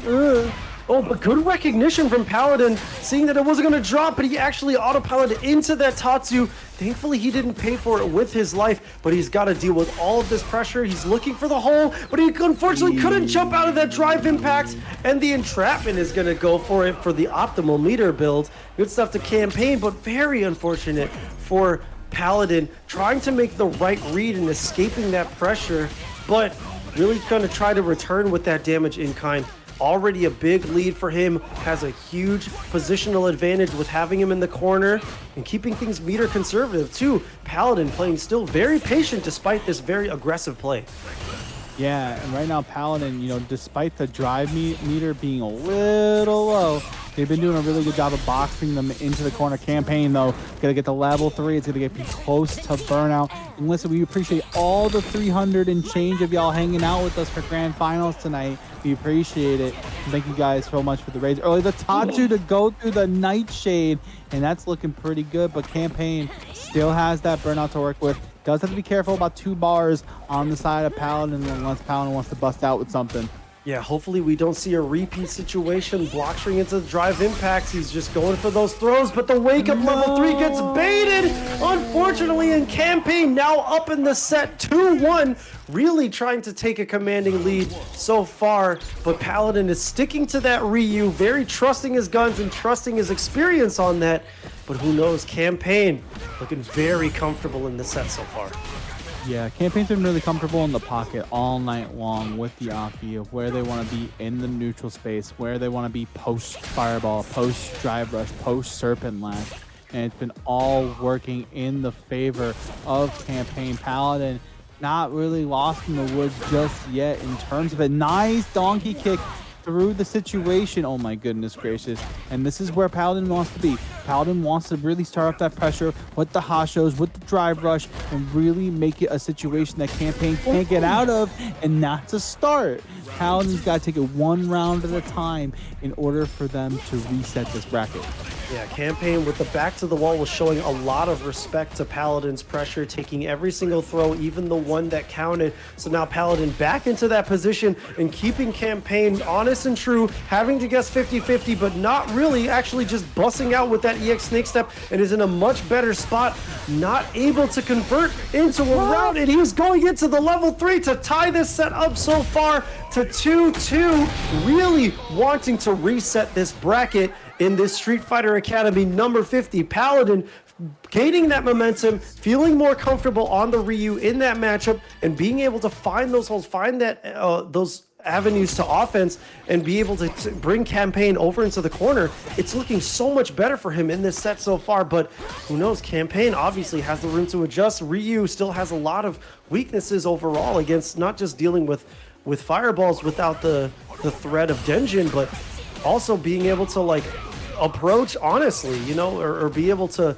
mix up Campaign or mix up Aki in general. There isn't a lot outside of strike throw, outside of safe jumps, and Ryu doesn't really have a lot of avenues outside of that. So we'll see how Paladin is able to switch things up, be able to keep Campaign on his toes, going for the meaty Hashogeki to go things plus. It has him in the corner. We've seen this go bad, but the throw getting bait by the level 1, and this could potentially be bad, but it could go either way, Floki. Yeah, no, Steph, you're totally right on this point right now. And right now, Campaign kind of comfortable, Huxtable in terms of the drive gauge and in terms of the damage lead. Tournament point, Street Fighter number 50 point for Campaign. Can they close the book on today's lesson, or will Paladin have one last page ready to take notes on? Who knows? Okay, we're seeing some other tools come out from Paladin, really trying to incorporate new thoughts into the neutral, different things. So we'll see how Campaign is able to adjust, but it doesn't even look like he has to. Just running his game, running his offense, trying to play those spacing traps. Once again, the solar plexus coming out from Paladin just to make Campaign aware, but able to connect. No pickup, just goes for that meaty, and I think I like that situation. Already bringing Campaign into the corner, fishing for that forward heavy kick. And it looks like even though Paladin is on the back foot, this feels kind of nice. This feels kind of comfortable. Yeah, both players have meter at the helm, ready to go when needed. But right now, both of these players playing the neutral game. Poison has been applied to Paladin. Paladin, one good touch away. The overhead is going to find its mark. High blade kick into the level 3. And we're going to be going to a serious situation right now, Seth. It's either reset or a tournament's over. Final game, final round, and yes, this is Floki on the microphone with Seth. Here we go. Yeah, this is deathly serious. I mean, the stakes are so high as the script has intended. Once again, going for that OD high kick into the Tatsu, but incredible, just going up, waking up with that throw. Campaign able to tack on that pressure, and the mash out of that. Incredible, just going for that level 3 to try to attempt to burn out. Is Paladin ready for what's to come? Because this is definitely going to be an awful meter situation for him to fight through, because Campaign is going to be able to fight after this. Goes for that anti-air and doesn't have the meter to be able to fight back. The OD Shoryuken, this could go either way. Campaign beating out that level 1. Does he have the punish? And yes, he does. Campaign going for it, taking Street Fighter Academy number 50 over Paladin. The first time championship for him, able to do it and clutch it out in this massive monumental bracket. Congratulations to Campaign for being able to do it with the Aki as well. Great stuff. I can't believe there was an Aki winning one of the biggest online brackets of Street Fighter 6 for the week. Look at that, just frame into the top 8 graphic too. Shout outs to Neo and shout outs to all of you, all 353 of you in the chat, and then some that had earlier on, but great stuff to everyone.